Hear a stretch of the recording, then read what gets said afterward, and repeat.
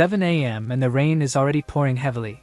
Our MC is running in the rain because he's in the middle of a 10 kilometers training session at this hour. Noon sword training, 500 sword strikes, 5 p.m. weightlifting, with 3 major exercises, 10 sets of 10 repetitions for each of them. And to be able to maintain this routine for 14 consecutive days, he quit his job. Someone even asked him if something was wrong with him, but it would be better if that were truly the case. The gates of the apocalypse will open soon. The system's window was already informing him that there were only 5 seconds left until the apocalypse, and that he had to prepare. And he was training precisely because the system's window suggested he do so. Strength training, cardio, and learning kendo. Apparently, the world was coming to an end. 2 seconds, 1 second, 0 seconds. 15 days ago, everyone's phone starts ringing and sending out a government alert. A monster was spotted earlier in the evening near Mount Wang. Most people read the message and don't believe it's real, thinking it's a bad joke. But soon other reports of monster sightings in several other locations begin to appear, making everyone nervous about what might happen. Obviously, motivated by the desire to go viral and make money, a streamer takes the risk of getting close to a monster and filming himself to prove they are real, while his followers try to discredit him. One jokes, asking if it wasn't just what he sees in the mirror every day, and another asks if it wasn't just a bodybuilder. He asks his viewers if he should get closer, but people keep joking until one comment appears. "Look behind you! It's right behind you!" The guy thinks it's a joke and refuses to look back, but when he least expects it, the monster is already next to him, drooling, and he lets out a scream. Our protagonist, Hoyoung Lee, finally appears, and he was one of the people watching this stream, but still didn't believe it was real. So, he takes off his headphones and starts complaining that these fake live streams are becoming way too realistic. He even starts wondering if what was happening wasn't actually true, especially since he had been receiving several alerts every day. But people were too busy living their lives to pay the bills, so who would believe monsters exist? People make fake videos about these things every day, don't they? Until the MC looks down and sees something he finds unbelievable. A monster was trapped by the leg in a bear trap. Why on earth is there a bear trap on a city sidewalk? The MC, in disbelief, wonders if they really do exist, while the monster looks at him with the ugliest crying face he's ever seen in his life. Already shaken by the scare, the MC thinks about running away and even comes up with a lame excuse about having work to do at home, but the desperate monster starts crying out to him. The monster even tries to make a cute sad face, but it's such a terrifying image that there's no room for compassion. The MC trembles all over and thinks she's trying to look cute, but she's too terrifyingly ugly. He's a human, and that thing is simply a monster. He's not such a good person to pity a monster. He can't help her, even if she looks at him like that. And then the monster shows him a picture of her happy family. The monster has a family, so he can understand that they were waiting for her, and makes another crying face. After the MC decides to help the monster free herself from the bear trap, she gives him an orange pill that he still has no idea what it is. But the system window appears saying it's a goblin parata medicine and that he will gain something if he consumes it. The system doesn't say what he'll gain, so he becomes extremely suspicious. The TV begins broadcasting urgent news. Gigantic structures of unknown origin are appearing all over the earth. They resemble towers, and the soldiers who entered these towers have lost contact with the rest of the world. With the appearance of monsters followed by these mysterious towers, could this be the beginning of the apocalypse? That's what the MC thinks. But not for long, because the next instant, a huge explosion happens right next to his house, and when he looks at it, a gigantic tower appears, with several people running in panic and destruction all around. Urgent news! A giant tower has just appeared in Korea as well! The MC clenches his fist and thinks, I don't know if this is the right answer, but he swallows the pill he got from the monster earlier and continues. If it's not now, I'll never have the courage to do something this reckless. After a bizarre transformation that even made his eye blue and glowing, the system window announces, you have gained the Sage's status window. It gives you the strategy guide that offers the best chance of survival. A glowing book appears in the MC's hand, but when he opens it to read what's inside, it starts glowing and shrinking until it integrates into his system window. The doors of the apocalypse will open soon. Time remaining until the apocalypse. 15 days, 4 hours, 12 minutes, and 52 seconds. Prepare for the apocalypse. Recommended missions, strength training, cardio, learn kendo. And then the MC decided to follow the strategy the guide recommended and put his whole life aside for 15 days to train his body and prepare for the final day. But the doors of the apocalypse have opened. He is teleported to a forest and wonders if this is the apocalypse. Things are too calm so far for it to be. Although it wasn't what he expected, he gets up from the ground and grabs a sword lying next to him. The system warns that it's a dull sword and that the game will begin now. The tutorial stage has been activated, and the aptitude test has been completed. His stats were analyzed, and he will receive the class most suited to his attributes. Then the system assigned him the sword fighter class. The MC opens the system window to better understand what's going on and sees his stats. After reading everything, he starts to get excited about the beginning of it all. The system warns that he has to survive in the forest for 1 hour or escape by finding an exit. Since this is just a tutorial, the game is giving him time to adjust to things. Then the sage's guide gives him a tip. Use the 60 minutes to kill as many monsters as possible. The second condition to complete the mission is easy to achieve but will hinder your progress, so it's not recommended. The MC then understands why the guide told him to train his body before the apocalypse started. He was still lost in his thoughts when the first monster appeared. When he looks at the monster, it's cuter than he expected. It was a unicorn raccoon. But the monster shows its claws, bares its teeth menacingly, and charges at the MC. He uses his beginner sword technique and slices the little monster in half. The tutorial monsters are weaker, but he can't use this technique all the time because it drains his MP. So he has to conserve his MP while continuing to hunt the monsters. He keeps killing the monsters without using the technique to avoid depleting his MP until he reaches level 2. The window informs him that he will earn skill points whenever he levels up, which he can distribute to his stats. He was very happy to have leveled up before running out of mana, but something strange happens.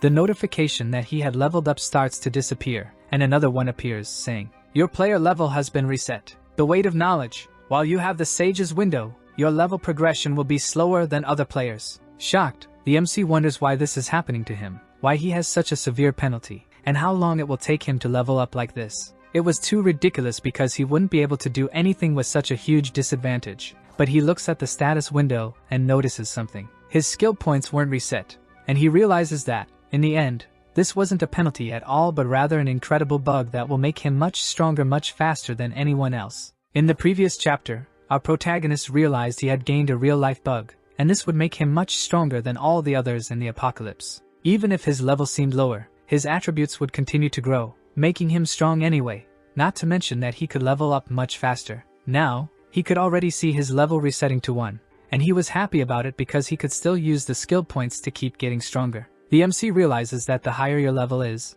the more XP you need to keep leveling up, making skill points more scarce. But with his level reset, he only needed the same amount of points as when he was at level 1 to level up, making him level up much faster than in the conventional way. Now it was time to distribute the points. He could choose between stamina, strength, dexterity, and perception, the basic skills of any RPG, and for a sword warrior, probably the best skills would be strength or dexterity. Strength increases attack power, and dexterity enhances the speed of your reactions. But the attribute he needed most at the moment was perception. Even though he wasn't very strong at the start of the game, the tutorial monsters weren't either, so being able to perceive them more easily would make it easier to locate and kill them, and the guide had already said he should kill as many monsters as he could to level up as quickly as possible. And now that he had managed to kill all the possible monsters where he was, a secret mission appeared. An alpha unicorn raccoon the size of the rock if the rock were a dwarf appeared behind the protagonist, scaring him. It pushed with its legs and charged at the protagonist at maximum speed, crashing into a tree behind the MC when he dodged the raccoon. The monster was big and fast. If the protagonist made even the slightest mistake, he wouldn't live to tell the tale. The alpha unicorn was much stronger than the other unicorns and was still a level above the MC. But he calmed down and waited for the raccoon's second attack, which charged with all the strength and rage it could muster. The protagonist used his sword skill and sliced through the alpha unicorn like a hot knife through butter. The tutorial stage had finally ended. Who would have thought an hour could take so long to end? Or had it really ended? When the MC opened his eyes, he realized he had been teleported again, and now he was with other people. And just above, a set of loudspeakers started an announcement. Everyone looked up as a voice said, "For everyone who completed the tutorial, welcome. This is the tower lobby, and all of you belong to District C2567. Look at that, there's even a Yujiro Hanma cosplay in the tower the MC is in. I'll call him Fake Yujiro from now on." The protagonist starts analyzing everyone in the lobby and counts 14 men and 11 women. Everyone was starting to panic, some thinking it was a nightmare, others calling for their moms. Meanwhile, the protagonist stayed calm and began thinking about his next steps. The world had completely changed overnight, so he needed to act according to what was happening now. If he hadn't known in advance that the apocalypse would start, he'd probably be panicking too. But he needed to stay calm and get out of this alive. A very beautiful blonde girl was asking where she was when a voice below her said, "This is the Tower of the Apocalypse." She looked down to see who had spoken, and a talking rabbit in a suit was standing nearby. His name was Sniffles, and he was level 55. He greeted everyone kindly and started explaining what was going on. He was the mascot and caretaker of the lower levels of the tower. People wondered who this guy was and if he was just a child in a rabbit costume, and also, if he had been the one to bring all those people there. This reaction was expected, but the protagonist stepped forward and asked a question. What was expected of them now that this was really the apocalypse? The rabbit was impressed and said that it was a great question, pointing at the MC.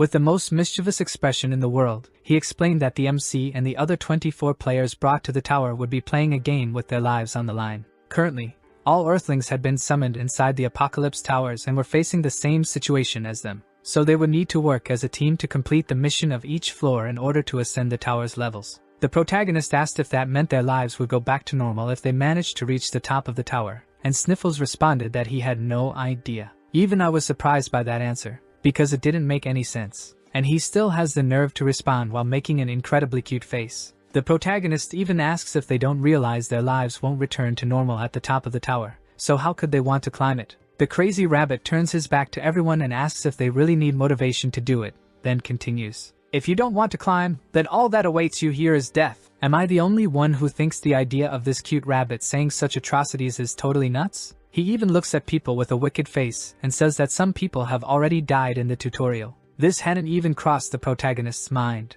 Even though it was imagined as an easy stage to get through, there would still be several people who wouldn't complete the tutorial mission. Old people and children must have died in this tutorial, for example. The MC's completely shocked face at this information already gives us the feeling that things are about to get serious, doesn't it? But that's when things start getting even crazier. Sniffles unexpectedly asks for someone to kill him, again with that cute little face. He can only go home if someone kills him, and of course, whoever does it will get a special reward. The protagonist was still wondering if this was some kind of trap, and Sniffles was asking if any volunteers would step up to help him go home. None of them could possibly kill a level 55 monster, so the best thing for the MC was to stay quiet and observe. Once again, lost in thought, the guide sends him a notification. You've received a strategy guide. Help Sniffles, the low-level custodian, go home. Was the guide telling the MC to kill Sniffles? But how would he do that? Could he really just attack a level 55 rabbit? The strategy guide hadn't given any wrong advice so far, but was it really worth taking a step forward and risking drawing everyone's attention? All this was going through the protagonist's mind when someone in front of him volunteers to kill the rabbit. If Sniffles wanted to die so much, he would help him. Apparently, the MC took too long to decide, and it was time for Sniffles to go home. The extra pulls the sword from his back and is already preparing his mercy strike, determined to cause as much pain as possible to the rabbit. He rushes at Sniffles at full speed, spinning the sword to cut him horizontally when the rabbit changes his aura to something far more threatening and terrifying and punches the extra in the face like Saitama. The punch was so powerful that blood splattered everywhere, and the headless body of the extra went flying past the blonde girl. Sniffles, now the size of Ronnie Coleman, says he retaliated without thinking. The blonde girl starts screaming in desperation. The extra was dead. Of course he was dead. It's the job of extras to die for free. Everyone starts running away from the body, and the protagonist stands still with the sword in his hand, thinking that it could have been him. Sniffles returns to his original, Oompa Loompa, size and says it was a small mistake, and asks if anyone else would be willing to help him. Did the strategy guide lie to the MC? In the last chapter, we discovered that Sniffles is far from cute, quite the opposite. Besides having the physique of Iron Man, he also has Saitama's strength, killing extras with a single punch. But he still wants to die and go home. So will the MC want to help him now? He asks the same question, making a cute face again, but this time, completely covered in blood. The MC was wondering at this moment why the guide would lie to him, but he couldn't believe it was telling the truth that he could actually kill a level 55 monster. Then he activates the Sage's status window and sees that he can use a skill beyond the tips he gets from the strategy guide. The Sage's status window allows him to look at a target and see its attributes. So he looks at Sniffles and notices something. With an ironic smile, he raises his hand and says he will kill him. The strategy guide wasn't lying. Sniffles looks at the protagonist, rubbing his own chin, saying that he's still at level 1. But the MC says levels don't matter when you're trying to do what's right, do they? Sniffles agrees again, with a malicious face, saying he's right. He opens his arms, waiting for the fatal blow, and asks the MC to send him home. The blonde girl who was watching the situation asks the protagonist to wait, saying that this was too dangerous. They had just seen the other guy being killed. The other people start to agree, saying he was being irresponsible for trying to kill a level 55 monster when he was still level 1. But the protagonist calms everyone down, saying he has a plan. The blonde girl makes a very cute face, not understanding anything, but the MC says they will see something very interesting soon. He pulls out his sword, and Sniffles immediately transforms into his beast form and charges at the protagonist, saying, "How terrifying!" Sniffles' fist was almost hitting the protagonist's face when he thinks there was something very strange about what Sniffles said earlier. There were 25 people in the tower lobby, and the MC's mind flashes back to Sniffles' words. "You 24 players have been placed here to play a game with your lives." Sniffles said there were only 24 of them. Could he have made a mistake? No. Showing he was level 55 and planting the fear of death in everyone's minds was completely intentional. Sniffles' arm goes through the protagonist's head, and everyone looks shocked, but the reason Sniffles gave the wrong number of people was because the number was never actually wrong. The MC then moves to Sniffles' side and lands a hit on him. The dead man's body starts glowing, and the system shows a window saying, "Hologram created by Sniffles," and then he starts to disappear. Sniffles also begins to glow and vanish, saying the protagonist was really good, and his real status appears, revealing that the beast form was not his real form, just a hologram that would disappear when he took any damage. Sniffles' last words are, "May luck favor the brave," and then he completely disappears. The MC looks back and sees a blue orb falling to the ground, rolling toward the others, with a text above it saying, "Stat point." The relieved people begin asking if it was all a lie, and the MC picks up the orb. One of the people looks at him and asks how he figured it out. He can't say he got a tip from a mysterious system that not even the tower's caretaker knew existed, so he gave a very convincing excuse. He said he noticed that the dead man's blood should have splattered on the blonde girl when it fell on her, but it actually went right through her. That's when he realized it was all just a trick. The MC was holding the orb when someone approaches, saying it would be a huge waste for him to use that item. It was the Yujiro wannabe, saying that he was just lucky after all and that if he had figured out the trick, he would have done the same thing. He was strong and already at level 4. So he had confidence to face the protagonist, who, theoretically, was still level 1. The MC immediately asks what he means by that, and the fake Yujiro responds that if he's still level 1 after passing the tutorial, it most likely means he spent the entire hour just running away from the raccoons without fighting them. So, since he's going to die anyway soon, he's giving the MC the opportunity to hand over the item for the good of humanity. The protagonist wonders what's wrong with this guy but simply ignores what he said and crushes the orb, gaining a stat point right in front of the redhead. The protagonist doesn't like giving his things to others anyway. That's brave. The redhead approaches him with a psychotic expression, saying he's quite selfish and proud for being trash. Even though the MC is much stronger than this Yujiro wannabe, he knows it's better to avoid people like this guy, but he doesn't know how long he'll be able to avoid it. A sudden sound plays, and a voice says everyone will receive their first gold rewards. Gold can be used in the shop, and the amount you receive will be based on the number of monsters they defeated in the tutorial stage, and the player with the highest reward will receive 7,400 gold. Imagine me with all that gold in hand. I'd spend it all on manhwas to bring to you. The fake Yujiro says if he had known that, he would have killed a lot more monsters. The redhead's name is Seong Kim, but it's easier to call him fake Yujiro, so I'll keep calling him that. A guy named Junsung says he doesn't know who came in first place, but that result was very impressive. He had received 1,500, while the fake Yujiro got 1,300. Of course, we know who earned the most gold, and it was our MC, but he's not going to go around telling everyone. If others are already envious over a single attribute point, imagine what they'd do if they knew he received such an absurd amount of gold. The system announces that the item shop has opened, and there are 3 things you can compare in it: items, skills, or attributes. For the MC, the best option is to first balance his attributes at 20, and then increase the level of his sword technique. Only at the end does he decide to spend a little on new clothes because he can't wear gym clothes forever. Meanwhile, fake Yujiro is complaining about the absurd prices to level up his skills. The blonde girl approaches our protagonist to ask for help because she saw that he knows his stuff. The protagonist is suspicious of her approach and asks if she really wants help from a level 1 player, but she says she was impressed by his bravery against the caretaker earlier, so his level doesn't matter. She's still level 3, and her attributes are low. The MC looked at her stats using the Sage's status window and asked how much gold she had, and she replied, 800. He saw she was telling the truth, but still, he wouldn't reveal his secret. So, he asked if she liked exercising, and she asked if walking counted. The MC said that because of this, her stamina was probably her lowest attribute, and she agreed, so that was exactly where she should invest more. Using gold on items wouldn't help much, especially since they wouldn't last long. After giving this tip to the blonde, the same voice that announced they'd be winning gold returned to say that the first floor mission would start soon, and they had to form groups of 3, with those who couldn't join a group being placed into one randomly. They had 30 minutes to finalize their groups. The MC had expected there would be group missions, but he didn't think it would happen so soon, so he needed to act. Juzeng stepped forward and said that since everyone could see each other's levels, they could share their classes to organize the groups, and that's what they did. The blonde approached the protagonist and asked if she could form a group with him, and there was no reason for him to refuse a healer in the group, but everyone else declined. Even with a healer, he seemed like dead weight to the others. There was nothing to do about it. A level 1 swordsman wasn't the best option. Everyone who was already at level 4 formed their groups and was confident about the upcoming mission, but besides the protagonist and the blonde, only one other person was left out of the groups. 30 minutes passed, and the groups were formed. Everyone was teleported to the mission. The protagonist's group was now made up of him, the blonde, and none other than Fakijiro. He was complaining about having to be in a group with the 2 weakest people, in his view, but it seemed inevitable. Will teamwork even be possible with this guy in the group? There's nothing to be done. He needed to survive the first mission, so whether the teamwork worked out or not, they'd have to make it work if they wanted to survive. The mission assigned to them was nothing less than to eliminate an entire tribe of kobolds, and they had 12 hours to complete it.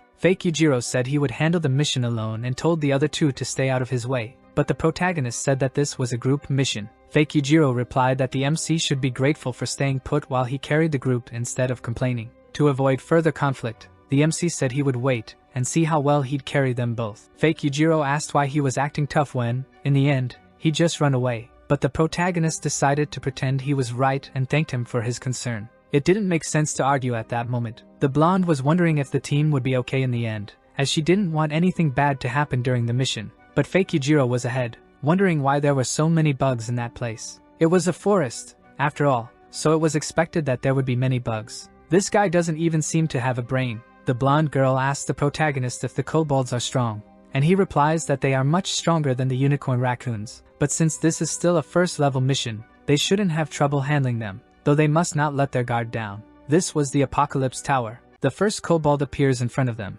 and he's in great shape, better than many professional bodybuilders. The protagonist looks at them in shock, realizing that they indeed look much stronger than the raccoons. While hiding behind a tree, the blonde girl asks the MC what they should do. The protagonist suggests they should explore the area a bit more to see if there are more kobolds nearby. The Fakijiro steps forward and says the protagonist is always hiding like a coward. He jumps on the kobold and punches the monster right in the face, saying it's no wonder the MC is still level 1. The punch was well executed, and the 3 of them even thought the monster was dead, but when the dust settles, they realize that the kobold had only moved his head slightly from the blow. The monster's eyes turn red, and he starts growling. He was tough. Even more excited, the Fakijiro begins unleashing a barrage of punches on the kobold, with no concern for teamwork. The blonde girl decides to help and starts casting a healing spell on the Fakijiro. The MC thinks it's a good thing there aren't other kobolds nearby. The redhead was indeed strong, and with Isiol's healing, he might actually defeat the monster. But the protagonist noticed something very strange. Even though the Fakijiro's strength attribute was high, his attacks had little effect on the kobold. Could they have a specific weakness? The system window pops up, informing him that he has received a strategy guide. Kobolds are passive monsters that don't attack unless provoked, meaning the Fakijiro had stirred a hornet's nest for no reason, but there was a silver lining. They needed to kill some kobolds to gather more information anyway. Then, he sees a piece of information that leaves him impressed. Yujiro uses his stone fist ability on a tree, telling the kobold to die already, and the tree falls on another kobold, this time level 6. The other kobold advances on the Fakijiro, starting to put pressure on him. While taking a beating, Yujiro wonders why the protagonist isn't helping him, and when he looks around for him, the MC has disappeared. Did he run away and leave him to die? The kobold is about to deliver the final blow to the Fakijiro when the blonde girl rushes in, striking the kobold with her sword, but she trips and falls flat on her face. The kobold turned to finish off the blonde, raising his club, when something round appears on the kobold's back,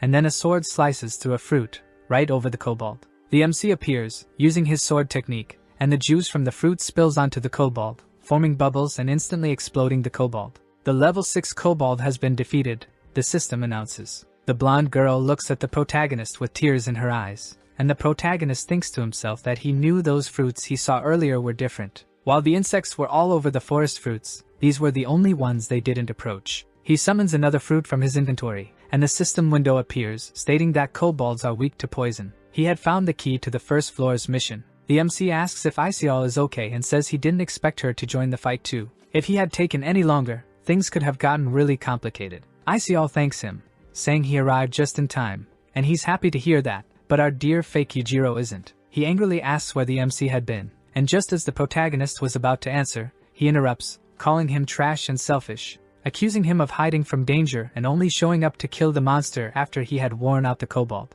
Yujiro also says he knew from the start when the MC took the attribute point for himself. He distances himself from the protagonist, saying that he needs to be mature since he's at a higher level. Yujiro doesn't fully understand his position yet and will probably get into more trouble. The fake Yujiro's name is Seong Kim, and the strength of his fists was notorious throughout the country. The kobold shouldn't have been hard to defeat. He was saying this while getting beaten by the kobolds, and the other two were having fun using poison to kill the monsters much more easily. Seong Kim was looking at them, not understanding how they were killing the kobolds so easily. He takes a direct hit to the head from a kobold, and tears start to appear on his face. Two kobolds team up to trample the poor fake Yujiro, and he begins silently begging for help while crying and trying to protect himself from the monster's stomps. Look at how he looks like a little baby now. Suddenly, the stomps stop, and when he looks up, the kobolds simply explode, ending Seong's suffering. The protagonist extends his hand to Seong, saying that he took a chance helping him out. Seong looks at him and instantly starts crying,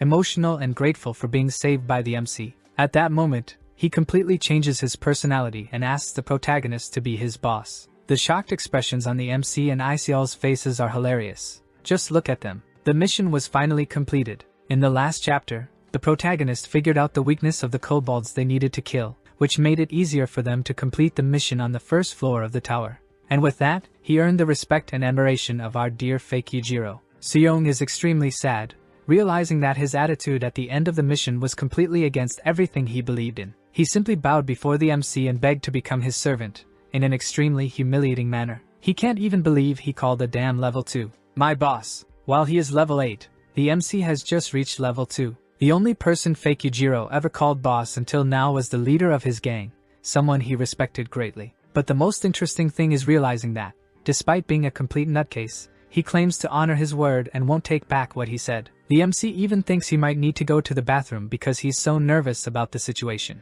Until then, no one else had reached the tower's lobby besides the protagonist's group. They were basically the first to arrive. The protagonist theorizes that they were probably the first because they managed to discover the kobold's weakness. The blonde girl points out that it wasn't luck, as he had been very observant and noticed that the fruits were poisonous. But the protagonist downplays himself, saying that without her support, the mission would have been much harder. He even feels like a fraud for lying so blatantly like that. Soon, other portals open, and the other tower participants begin returning from their missions. The next groups to arrive were Junsong's and Juno's, so they must have also discovered the kobold's weakness. The MC hopes the other groups also return safely, but the first casualties start to appear. One group returns with only 2 members, and then the voice over the megaphone announces that all groups have returned from their missions. The blonde girl, desperate, asks them to wait because some had not yet returned, but the voice continues. Only 6 groups managed to return alive, and 8 players failed to return from the mission. The protagonist is impressed by this.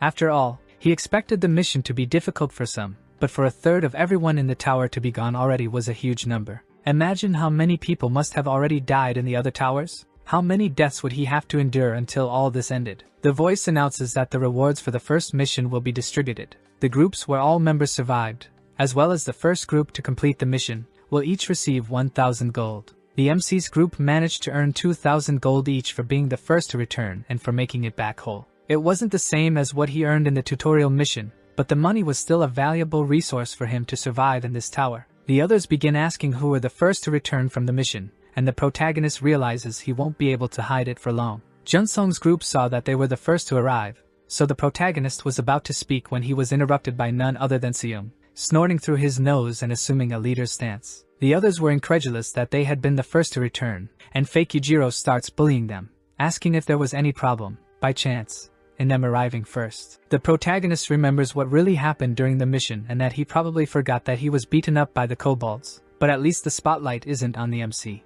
The problem is that the others think the MC is still a burden and that he earned the 2,000 without doing anything. They call him various names, like Leech and Shameless. The murmurs against him continue, even though he thinks they don't. Isial even tries to argue that the one who really made a difference in the mission was the MC, but he interrupts her, saying that it doesn't matter what she says, they won't listen, he'll have to show them. Junsong tells everyone to calm down and celebrate. Those who survived need to keep living. He's already one of the players with the highest level in the tower. Juno also starts motivating the others, telling them not to be discouraged. Everyone must give their best to honor those who died too soon. Everyone there starts celebrating and feeling happy for having returned alive, but something very strange starts happening. The torches that lit the lobby begin changing from blue to red, and everyone notices and becomes very scared. The megaphone voice announces that the survival rate of Area C-2567 was far below average, and because of this, a penalty mission will be applied. The death mission will begin now. Each player must choose a candidate without saying their name out loud.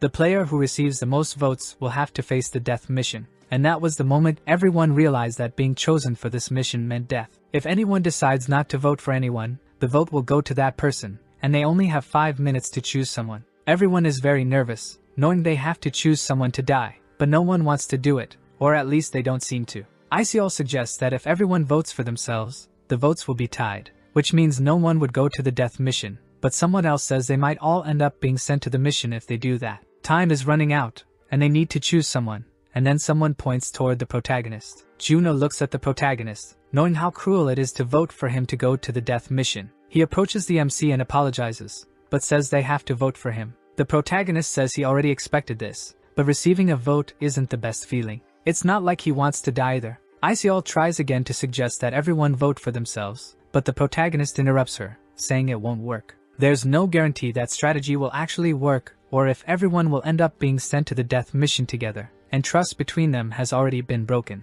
With every second that passed, he received more votes. Even Juno voted for him. The MC understands that he's only receiving all these votes because they think he's easily manipulated. The concept of protecting the weak has completely lost its meaning in the current apocalypse situation. ICL starts shouting at the others, calling them terrible people for putting an innocent person in such a horrible situation. But it's not like they had another option, and the masks start to fall. Someone says it's not like they would survive for long with a low-level person in the group anyway. The true nature of people was showing at that moment. In the last second, the Yujiro wannabe apologizes to the MC and, with an ironic smile, casts his vote for him too. This was a new reminder that this was nothing less than the apocalypse. The voting has ended. The portal to the death mission will open now. The blonde girl, desperate, puts her hand over her mouth, and fake Yujiro starts laughing maniacally, saying that if the guy he called boss disappears, he'll be fine, and he even has the nerve to call himself a genius. The sacrifice has been chosen, and the altar has been erected.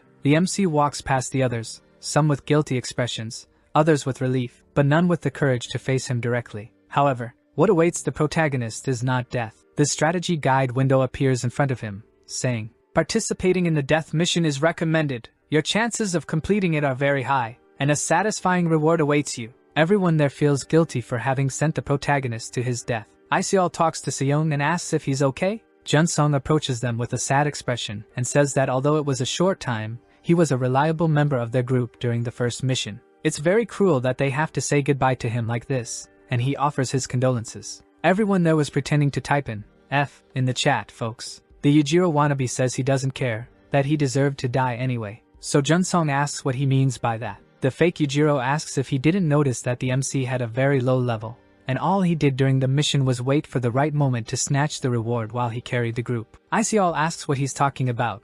The protagonist was the very reason they were able to complete the mission. Then Yujiro yells at her, saying that the MC just got lucky that his trick worked. He only stole his kill. ICL points out that the MC had saved Yujiro from being beaten to death by the kobolds. So Yujiro stops to reflect and tries to understand how he managed that. Could he have some ability to hide his true level? There's no way he made it out alive, right? Junsong speaks again, saying he hopes the MC is really as extraordinary as ICL claims, because that means there's a greater chance he'll return in one piece. ICL remembers the MC saying he would have to show others that he is strong and, wiping her tears, says she believes in the protagonist and knows he'll come back safely. Junsong agrees with a slight smile. This guy doesn't inspire any confidence in me. I'm almost certain he'll be a villain at some point in the story. Meanwhile, the MC arrives at the same kobold village he had massacred earlier with ICL and Seung, except now it's deserted and eerie. Either way, he's happy to have been assigned this mission. He was even willing to vote for himself, but the others did him that favor first,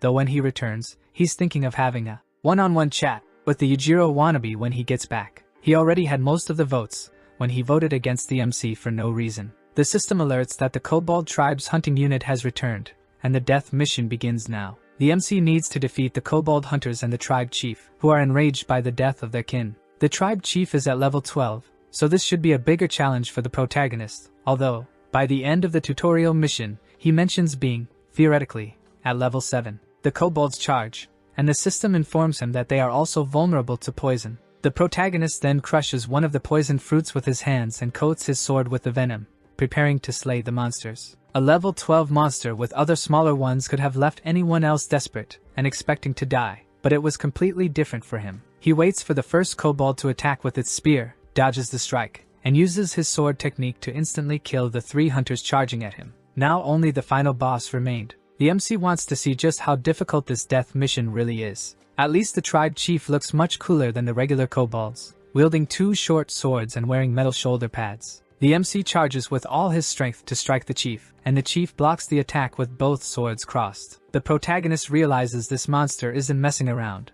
It has its own set of skills. The monster then distances itself and starts running, and the protagonist is shocked that the chief is fleeing, so he runs after him. He lands a sword strike on the monster's back, and the poison begins to drain its life. This mission would soon be over, and it seemed like it was just a bonus stage that anyone could have completed. The mission was extremely anticlimactic, but that was fine for the MC, even though he looked frustrated. Are we witnessing a new Saitama in the making, defeating enemies with no effort at all? The MC strikes again with his sword, but this time a different sound is produced. The sword didn't cut the chief's skin. The chief then looks up, and the protagonist does too, seeing that the moon is red. The kobold chief's eye begins to glow, and then a powerful blow slices through the protagonist's shoulder so fast that he didn't even realize he had been hit. Back in the tower lobby, the fake Yujiro was all smiles, saying he could carry everyone through the rest of the tower, so they should follow his orders, but no one was paying any attention to what he was saying. The mission was called the death mission for a reason. There's no point in praying for someone who's already dead.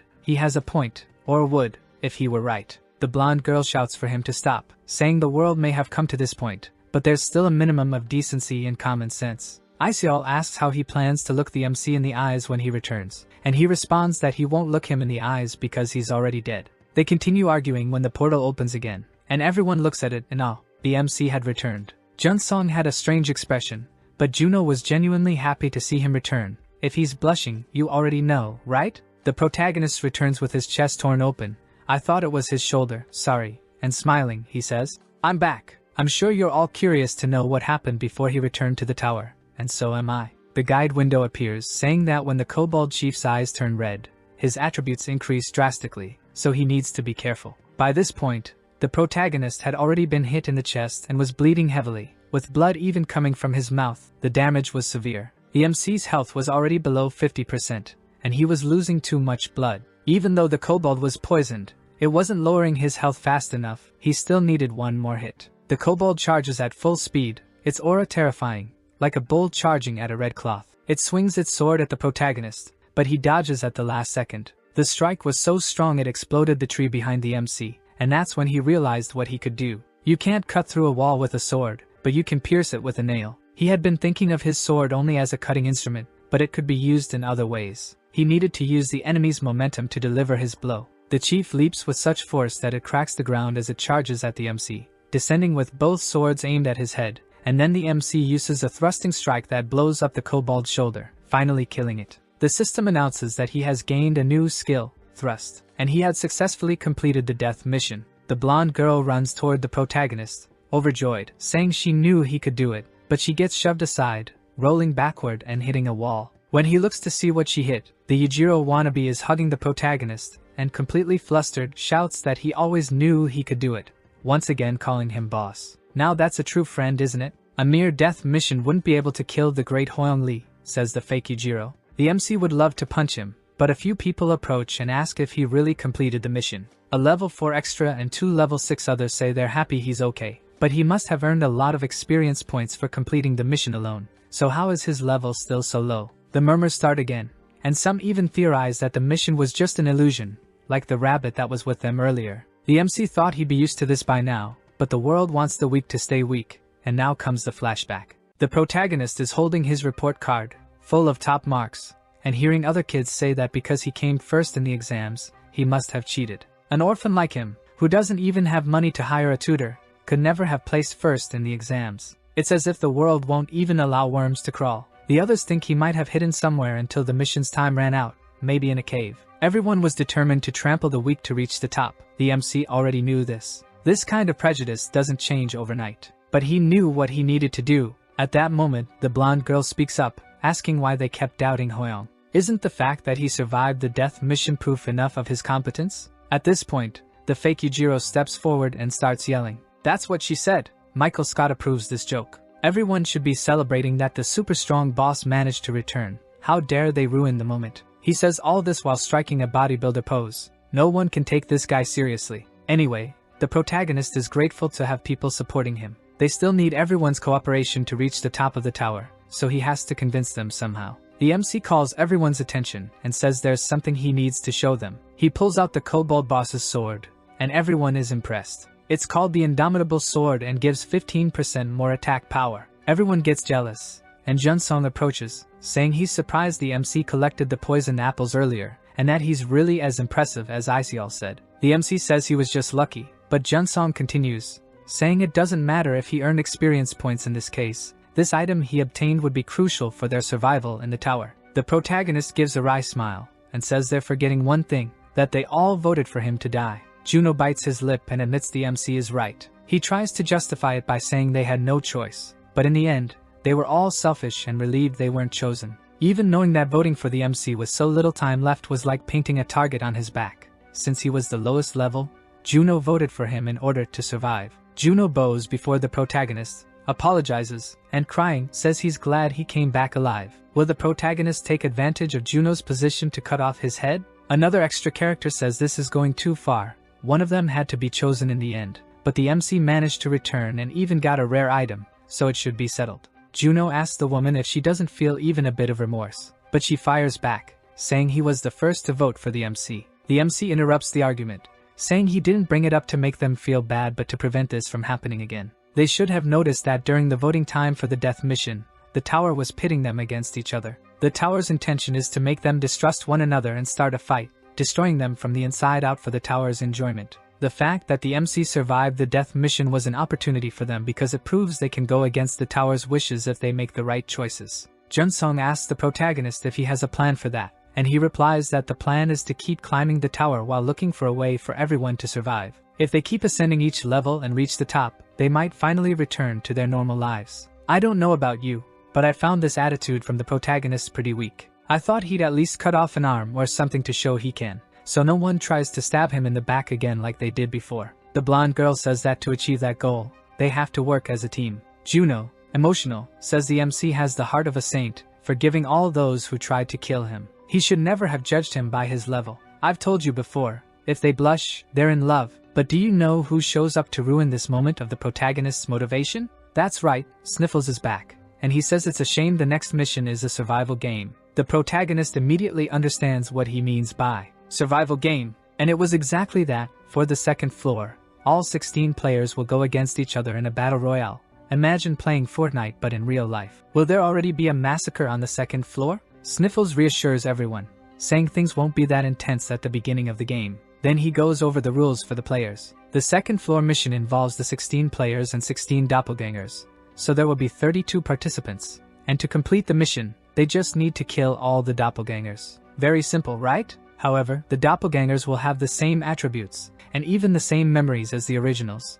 so it won't be that easy to identify them. And the third and most important rule, there are no rewards for killing a doppelganger, but if someone kills another player, they'll earn skill points and gold. In other words, the second floor is a great opportunity for all the players. The players are outraged. Sniffles is basically telling them they have to kill each other. Sniffles snaps his fingers and says, if no one dies within 30 minutes, everyone will be summoned back to the lobby and will face a catastrophe. At that moment, lightning strikes in the middle of the room, and a portal appears. A gigantic hand emerges from the portal, and a monster with a level so high no one can see it appears, and that's how the chapter ends. So, how do you think the protagonist will solve this situation? Comment below and tell me if you agree with his decision to motivate those who tried to kill him. I want to know your opinion. In the previous chapter, the people who were in the same tower as the protagonist realized they would face big problems if they didn't complete the second floor mission the way the caretaker wanted. The rules are simple. There are 16 players and 16 doppelgangers of them, who not only look like the players but also have the same characteristics and even memories.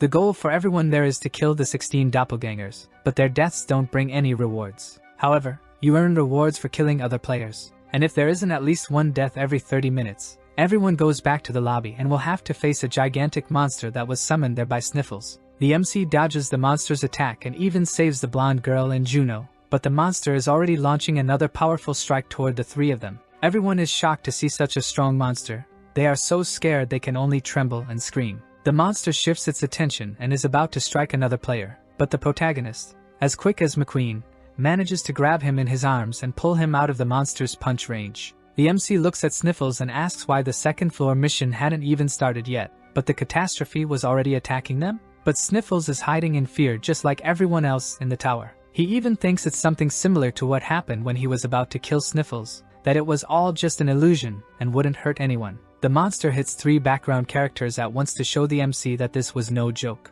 The strongest ones are attacking the monster. Junsong uses his Bao Wao Seum, or Fake Yujiro, if you prefer, throws rocks with all his might. The problem is that none of these attacks have any effect on the monster. It was almost like Gohan stopping the bullets from bandits in Dragon Ball Z. Is Sniffles really trying to kill everyone even before the mission starts? The blonde girl is already almost out of mana from using her healing on others so much, but at least no one had died. Yet, it was only a matter of time until her mana completely ran out. Another strike was coming at full force. The protagonist shouts for everyone to get out of the way. He was going to do the same thing he did with the Kobold Chief. Juno panics, trying to pull him out of the attack's range, but he doesn't care. If he couldn't stop it, no one else could, and they would all be dead anyway. He concentrates all his strength at the tip of his sword, aims the strike, and uses sword technique level 2, blowing up the monster with a single hit. Seriously? Is the MC already at the level where even very high-level monsters are no match for him? Everyone starts celebrating the monster's disappearance and shouting the protagonist's name, but he looks at his sword in disbelief at everything that had just happened. Was this sword really that powerful? The attack felt different from what he had used against the Kobold Chief, and the system window appears with a notice that he had used an ability far beyond his normal capacities, and he would pass out from exhaustion for 3 minutes. The protagonist's vision starts to fade, and he feels himself falling to the ground until he blacks out completely. The MC opens his eyes, and everyone is shouting, asking if he's okay, and the system notifies that the exhaustion state has ended. He's still lying down, not understanding what's going on, and Juno looks at him emotionally, saying that he's so humble, even though he's so powerful. Even the way he passed out at the end of everything was perfect. This guy loves dramatics. The protagonist asks what happened and where the monster is. Juno looks back, and Sniffles says he sent it far away, using his cute little face again. That was just a taste of what could happen if they broke the second mission's rules. The protagonist says it was really what he had thought, and Sniffles then asks if maybe that sample wasn't enough. They still seem pretty excited even after almost going to the afterlife just now. Sniffles approaches the players while looking at them and begins to say that the fact that death needs to happen every 30 minutes means the person next to them might try to kill them. Everyone is shocked, and at the same time, Sniffles winks and opens a portal to leave. The protagonist can't believe he could say something like that so blatantly, without any remorse. Juno asks if they can't identify who the doppelganger is. Could that mean they might end up killing each other? And a background character says that's why they need a plan. Would putting marks on them that only they know about work? Someone remembers that the copies will also share the memories. While everyone was thinking of a plan, the protagonist interrupts and says he knows exactly what they need to do. The protagonist says only he will do something, but the manhwa doesn't show what it is, though we can already imagine. Anyone truly intelligent must have understood what the protagonist meant. Everyone is shocked by that and starts murmuring again, and the protagonist continues, saying that they need to go to the highest point of the second floor and do nothing. If no one other than the protagonist starts attacking people, they need to attack that person together, because it will be a copy of the players. A muscular guy at level 8 asks if that's his plan, and we can see that he is a former Special Forces soldier. A survival expert, then a woman appears and says that he's strong for his level, but why should they accept such a reckless plan? This woman is the same one who accused Juno of being the first to vote for the protagonist to go on the death mission. It's clear she isn't a good person. The protagonist argues, talking about what Sniffles said earlier when he explained the mission rules to them. There are no rewards for killing a doppelganger, but if another player is killed, then the killer will earn attribute points and gold. The tower's objective in this second mission seems to be to kill the doppelgangers, but what the tower really wants is for the players to start killing each other to earn more rewards. The MC says he won't let the tower make a fool of him, and the best way to do that is by following his plan. Someone, please shut this woman up. The woman asks how this is the best way, and Junsong steps forward and says he agrees because this is the best way to minimize any unnecessary deaths. But if the protagonist insists on taking this responsibility, then he must have a way to identify the doppelgangers. The protagonist smiles and says of course he does. The second floor mission finally begins. At least one death must occur every 30 minutes until the 16 doppelgangers are eliminated. The system shows that there are 16 players and 16 copies. The scene shifts to our beloved fake Yujiro, who is complaining about not being able to do anything except go to the highest point of the map. He didn't want to do everything the MC wanted, but then he hears footsteps and hides behind a tree. The MC appears and says Yujiro's shoulders are much bigger than the tree,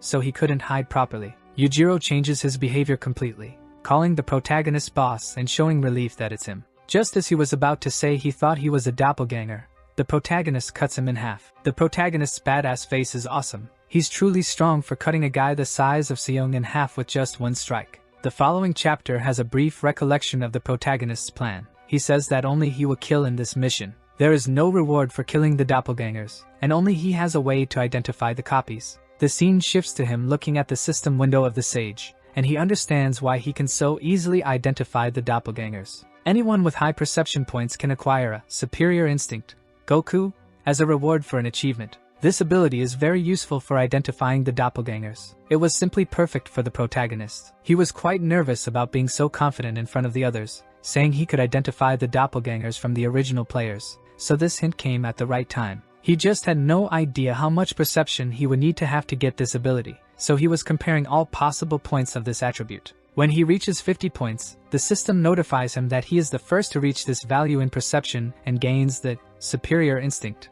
ability. He looks at his hand, and now it's glowing blue. All his 5 senses have drastically increased, and he can identify and differentiate individuals within a certain range. It cost him half of all his gold, but he managed to get this ability. It would be perfect for him to complete the mission. He thinks that now this ability has given him an extra-dimensional filter over all things. The MC was still thinking about the new ability he had acquired when he heard someone murmuring, so he used a special zoom in his vision and saw the fake Yujiro approaching and complaining about having to go to the highest point of the mission map. It was at that moment that I realized it was a flashback from the previous scene. I thought he had killed the fake Yujiro's doppelganger purely by luck. The protagonist sees Yujiro and realizes that even though he is 500 yards away, he can see and hear him clearly, as if he were standing right in front of him. He lets out a slight laugh because he was complaining, but then he smells something awful and realizes that this wasn't the real fake Yujiro. Besides the strange smell, he had a sinister aura. One doppelganger had been killed, only 15 left now. Another death would need to happen within, at most, 30 minutes. The protagonist stands in front of the fake Yujiro's doppelganger and remembers that he had tried to impersonate the real one even at the moment of his death, but that doesn't matter. What matters now is that he has the ability to distinguish humans from the copies, and all the others need to do is follow his orders. All this was thanks to Junsong, who made the MC's job easier by convincing everyone to let him handle the mission alone. The protagonist hopes that nothing bad happens while everyone is on their way to the highest point. At that moment, a system message appears, notifying that a player has died. The mission had barely started, and someone had already kicked the bucket. Could the doppelgangers have already started attacking too? Or was it another player? Who could have died? The MC seems nervous, but he can't be sure who died. He runs to find the other doppelgangers, and when he manages to kill one more, another player also dies. The protagonist climbs a tree and starts wondering where the killer was. He looks to the side and sees 2 people, one with a sword in hand and the other lying on the ground. Could it be another murder? The protagonist rushes over and sees that it's a doppelganger. He charges at an unreal speed, not even giving the copy time to react. The MC slices him across the chest, and the system announces that the doppelganger has been killed. 13 doppelgangers remained. The protagonist thought his doppelganger would be the killer, but it was someone completely unexpected doing it. However, he was already dead before more people could be killed. The player who had died was level 4. The protagonist was going to pay his respects when he noticed something strange. The doppelganger he killed was using a long sword, but the wound on the player wasn't from a sword, it was from another weapon, an arrow wound. A little farther away, Junsong is ready with his bow to shoot. The protagonist notices the movement and hides behind a tree. The killer wasn't the doppelganger he had killed, it was someone else. Junsong shouts, asking who is behind the tree, and the protagonist realizes it's really him, not a copy. He also notices that Junsong is wounded, with an arrow in his back. His doppelganger probably hit him. The protagonist decides to approach Junsong and greets him, but he asks the MC to stay where he is. He'd like to trust that it's really the MC, but he has no way of identifying the copies. Junsong was sweating nervously, but his bow remained drawn. Junsong asks him to stay at a safe distance. The protagonist explains that the one he just killed was a doppelganger and asks if that isn't enough proof for him. Junsong realizes the truth and lowers his bow. Since it was the real Hoang Li, Junsong was about to warn him about the danger of his own doppelganger when another arrow struck him in the back, and he collapsed, unconscious. The protagonist rushes toward him, and the scene shifts to the MC carrying Junsong as he apologizes. If he hadn't missed the shot, no one would have died, and he wouldn't be burdening the protagonist. Thinking that someone who looks like him is killing other people was simply horrible, but the protagonist reassures him, saying that it wasn't his fault. Everyone is a victim of the tower, so they should focus on getting out of there alive. Someone calls the protagonist's name, and when he looks to the side, he sees Isial and Juno approaching. They're happy to see that the two are safe, and Isial offers to heal Junsong. She was very worried when she saw that 2 players had already died, and Juno can't believe it. As Isial approaches to perform the healing, the protagonist steps in and warns that they're both doppelgangers. Immediately, their posture changes, and they charge at the protagonist and Junsong with full force. While the MC was dealing with Juno's copy, Junsong decided to take on Isial's copy. The fight was ongoing, and the protagonist was wondering why the doppelgangers had decided to appear in front of him. It was very strange, especially Isial's copy, who had her memories. She should know that he is extremely strong, even if it doesn't seem like it. At that moment, behind the MC, Isial's copy was advancing on him with a sword in hand. He notices and dodges, and at the same time, Juno is coming down with his sword over the MC, trying to kill him. The MC dodges again, and Juno's sword creates a gigantic crater in the ground upon impact. As the protagonist is landing back on the ground after jumping to dodge Juno's attack, Junsong's doppelganger's arrow is almost hitting the MC's neck. He dodges the arrow, but it still manages to lightly graze his cheek. The doppelganger says that was close. He almost got the protagonist. Junsong's doppelganger's face wasn't much uglier than Lloyd Frontera's, a truly horrendous sight. The chapter starts by warning that what's about to happen will offend a lot of people due to the amount of violence, so we expect lots of violence. The 3 doppelgangers approach and stand in front of the MC, and now it's 3 against 1. The counter still showed 14 players for 13 doppelgangers, and there were 3 right in front of the protagonist, and there was still the time limit for another death to happen. Junsong was behind a tree just waiting for the opportunity to attack. Being a deep-sea fisherman, he knew very well how to use bait, which in this case, was himself. So, he was the doppelganger from the start. The MC hadn't been able to tell he was a copy. Now this really started to get dangerous. Pulling the arrow out of his own back, he says he slipped a little in the way he spoke because he was too excited and says he'd love to know how the MC was feeling at that moment. Is he really striking one of Dio's poses? Does the MC feel betrayed, rejected, or perhaps furious? Junsong, who wasn't the doppelganger after all, I knew he was a villain. I told you all ages ago, was trembling with excitement, but he stops the moment the protagonist says he'd been waiting for him to show his true colors, but it was worse than he had imagined. Junsong says it almost seems like the MC was expecting to be stabbed in the back, and the protagonist says his eyes allow him to see other people's status windows, and he saw that he had already greatly increased his attributes. Junsong says the MC is truly fascinating. Maybe the tower favors him, and he even admits to being a little jealous of him. The protagonist asks why he's doing this. Was the temptation of earning rewards that great to the point of wanting to kill other people? Junsong says he doesn't need a real reason for it. Killing people is rewarding in this wonderful new world. How could he not kill? Junsong fires his arrow at the protagonist, and the MC remembers the mask Junsong had shown before, thinking he was being forced to be in the tower like him and the others. The arrow reaches the protagonist, but he easily dodges it and charges toward Junsong with all his strength. Junsong had just been waiting for the right moment to unleash his urges. That guy was a serial killer. With a leap, the MC dodges the fake Juno's attack and jumps into the branches of the trees. Another arrow comes for him, but it's cut in half by the MC. Yet a second arrow is already almost hitting his face. Junsong was quick on the draw. The protagonist dodges in midair, and the arrow explodes the trunk of a tree behind him, leaving a huge hole. Junsong didn't just have normal arrow shooting skills, he also had the group's best swordsman and healer with him.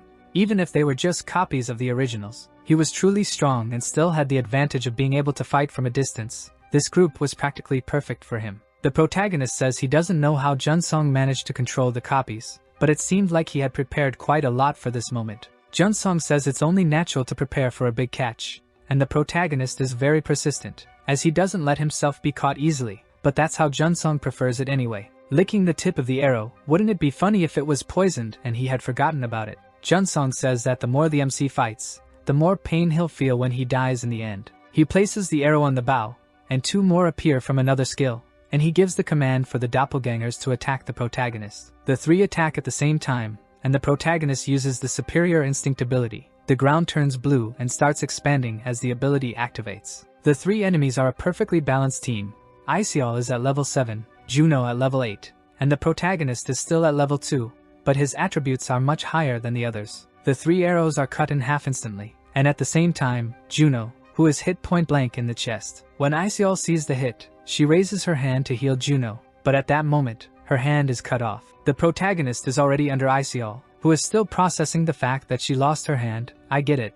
Jaime Lannister also needed a few seconds when that happened to him, and with his sword pointed at her stomach, he strikes a fatal blow. The protagonist's power is much greater than the combined power of the other 3. 2 doppelgangers down, only 11 left. The protagonist is walking towards Junsong, and his face is not looking good. He looks like he's so nervous he might have soiled his pants. His nervous laughter gives away that he won't be alive for much longer. At this moment, when reality hits Junsong, he kneels, begging for mercy with the most horrifying face in the world, much worse than the monster from the beginning of the story. Remember that one? Crying and hinting that he was blinded by the rewards, Junsong lowers himself, asking for forgiveness, saying that the protagonist's incredible abilities made him think he should become as strong as him, but he crossed a line that should never have been crossed. If he had been sincere, I might have thought about forgiving him, but he won't be forgiven. Do you know why? Junsong waited for the protagonist to approach him, and just when he was within the MC's reach, he got up with an arrow in hand and shouted for him to die already.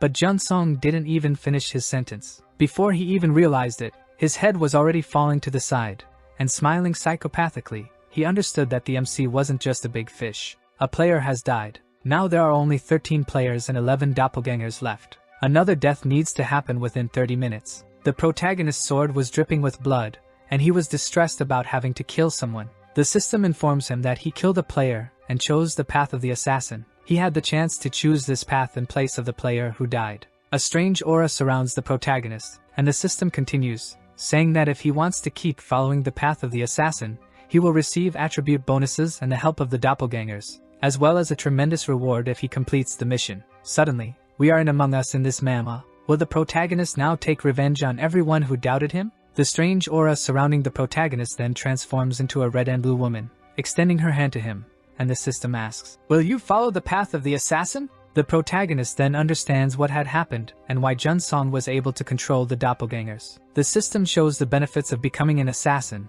like the perks of a job offer. Legendary level equipment, legendary level abilities, rapid attribute point increases, and assassin-specific traits. Would these be proficiencies? The woman is still in front of the protagonist with her hand extended, and he is shocked by how ridiculously strong the rewards are. Killing the doppelgangers was bad enough, but he killed them without hesitation because he knew they weren't human. However, if he follows this path, he will have to deal with the players. He is certain that one of them will end up following the assassin's path in place of Junsong, if they haven't already reached it. The protagonist raises his hand to choose whether to follow the assassin's path, but in the end, he prefers not to. He doesn't want to become a serial killer like Junsong, but when he reaches the meeting point with the other players, the fake Yujiro, this time the real fake Yujiro, greets him with the cutest face in the world, asking why he took so long, and the protagonist realizes that maybe the serial killer path wouldn't be such a bad idea. You can tell he's almost ready to pull out his sword and cut the fake Yujiro in half like the first one. The temptation was strong. The MC says he's happy to see everyone there and thanks them for doing what he said, even without fully understanding why. Everyone is there, both the originals and the copies, and they are desperate, not knowing what to do in this situation. So, they ask the protagonist if he really has a way to identify the doppelgangers. The MC says yes and that he will start doing it now, and his doppelganger arrives saying exactly the same thing he said when he met the group. Everyone is already apprehensive, now that there are 2 MCs and they don't know who to believe. They ask if the protagonist had also predicted this. This was really a headache, but there were already noticeable differences between the two. While the doppelganger was clean, the protagonist had already fought with 3 doppelgangers and 1 player. He had wanted to defeat the doppelganger at the start of his strategy, but the copy probably knew that and didn't get in his way. Plus Junsong completely messed up his plans. Now, a real battle of wits between the 2 protagonists was about to begin. One of the extras asks him to explain what's going on, if he really dealt with the doppelgangers who were already killed, and who the dead doppelgangers were. There were already 8 people dead on the scoreboard, 3 players and 5 doppelgangers. The moment he says who the dead doppelgangers were, the remaining ones would be identified as players, so if he can prove that, then he can prove he's the real Hwoyong too. The problem is, when he says who died, his copy also says the same names, and in exactly the same order. Everyone is shocked by the perfection of the repetition, but the protagonist already suspected he would do that. It wasn't going to be easy to prove he's the real Hwoyong. Then the doppelganger starts saying that Iseol and the fake Yujiro formed a group during the first mission, so they had built a lot of trust between them. So what were the chances he had already managed to defeat the doppelgangers from the same group as him in the first mission? The extra asks if this was just a strategy to make things easier for him, and the annoying woman says that was too obvious, but the MC's doppelganger keeps arguing, saying the MC accused Junsong, who was with them, of being the doppelganger, which means he was admitting to killing the real Junsong. The MC's doppelganger appeals to emotion, saying that Junsong was a really nice guy and that everyone knew him well, plus he had the highest level among them. He was a leader who encouraged everyone around him. It was also very hard to believe that he had really been killed. If the one who said he killed him was the real Hwoyong Lee, would they really put their trust in a killer? This doppelganger really knows how to argue. It's going to be hard for the protagonist to win this. Everyone there starts agreeing with the protagonist's copy and doubting his story. The copy doesn't know how the real Junsong died, but everyone is already on his side, so he's satisfied. Finally, the MC's copy says he revealed his identity as quickly as possible to ensure everyone's trust, so he must be the doppelganger. After the protagonist's copy says this, everyone starts drawing their weapons and decides to go after the protagonist, saying they'll start with him and then kill all the doppelgangers. The fake Yujiro and Iseol start protesting, asking if they think they're fakes too, and that they can't make a decision like this without hearing both sides. Juno agrees and says everyone needs to be careful, but the others argue that time is passing, and if no death occurs before the 30 minutes are up, they'll have to face that catastrophe. The protagonist found his doppelganger's strategic ability impressive, but in the end, he was just praising himself, though that didn't matter. He steps forward and says that the other Hwoyong is actually right. He did kill Junsong. The copy asks if he's giving up and says he's disappointed in him, calling him a doppelganger. But there's one thing the protagonist knows that the doppelganger doesn't, and passing by his copy and drawing his sword, the MC makes his final move, killing Junsong's doppelganger. The protagonist says the real Junsong was actually a traitor. It was Junsong who killed the other players. The blow lands squarely on Junsong's doppelganger, and he falls to the ground. The other players scream his name, and the MC's copy asks what he's doing, already drawing his sword. He was being this reckless because there was no other way out. Juno orders Hwoyong to stop and asks what the protagonist means when he says Junsong was a traitor. In Juno's mind, he thinks that if his reasoning is correct, the real Hwoyong was the one who attacked Junsong. At the moment when he and the others were together, the players had an advantage over the doppelgangers because when a doppelganger kills a player, their identity is revealed, so they couldn't just attack recklessly. He only needed to kill one doppelganger to prove his identity, but if he says that Junsong is a traitor, then the scene shifts back to reality, and Juno asks if Junsong really killed someone. The protagonist confirms, saying that Junsong was just hiding his true personality as a serial killer, pretending to be a good person. He was just waiting for the chance to show who he really was. The annoying woman asks how he dares to insult Junsong. He had helped her in the first mission, saving her life from a kobold. Drawing her sword, the annoying woman, her name is Eunjin, but I'll keep calling her annoying, charges at the protagonist, screaming that she will never forgive him. But suddenly, all her rage stops when something hits her in the back. It was an arrow from Junsong. She asks why, and then falls to the ground, dead. I won't pretend I wasn't relieved at her death. She was way too annoying, geez. There were now 12 players and 11 doppelgangers left. The protagonist draws his sword and is impressed that the fake Junsong can still move even after that blow. The protagonist made a big mistake by not noticing that the number of doppelgangers hadn't changed after the strike he delivered. The fake Junsong starts laughing maniacally like the Joker, and says this was the face he wanted to see on others. At that moment, something also hits the fake Junsong in the back, and he dies. Behind him was the ex-soldier who had asked about his plan before the second floor mission started, apologizing for not trusting him earlier and asking him to tell them what they need to do. Now that the fake Junsong was dead, everyone realizes that the protagonist was the real Hwoyong. They draw their weapons and ask the protagonist to tell them what to do as well. Now things were completely different. Before, they didn't trust him and doubted his abilities, but now he had what he needed. Just as he was about to give commands to the other players, he notices that his copy is jumping toward him, sword in hand. The protagonist deflects the strike, and the doppelganger shouts that now it's time to fight. The protagonist tells everyone to spend their gold to increase their attributes. If they do that, the doppelgangers won't be able to face them, because they'll be much stronger now than they were yesterday. The scene shifts, and the protagonist explains that the doppelganger's attributes were based on the player's attributes at the moment they entered the mission,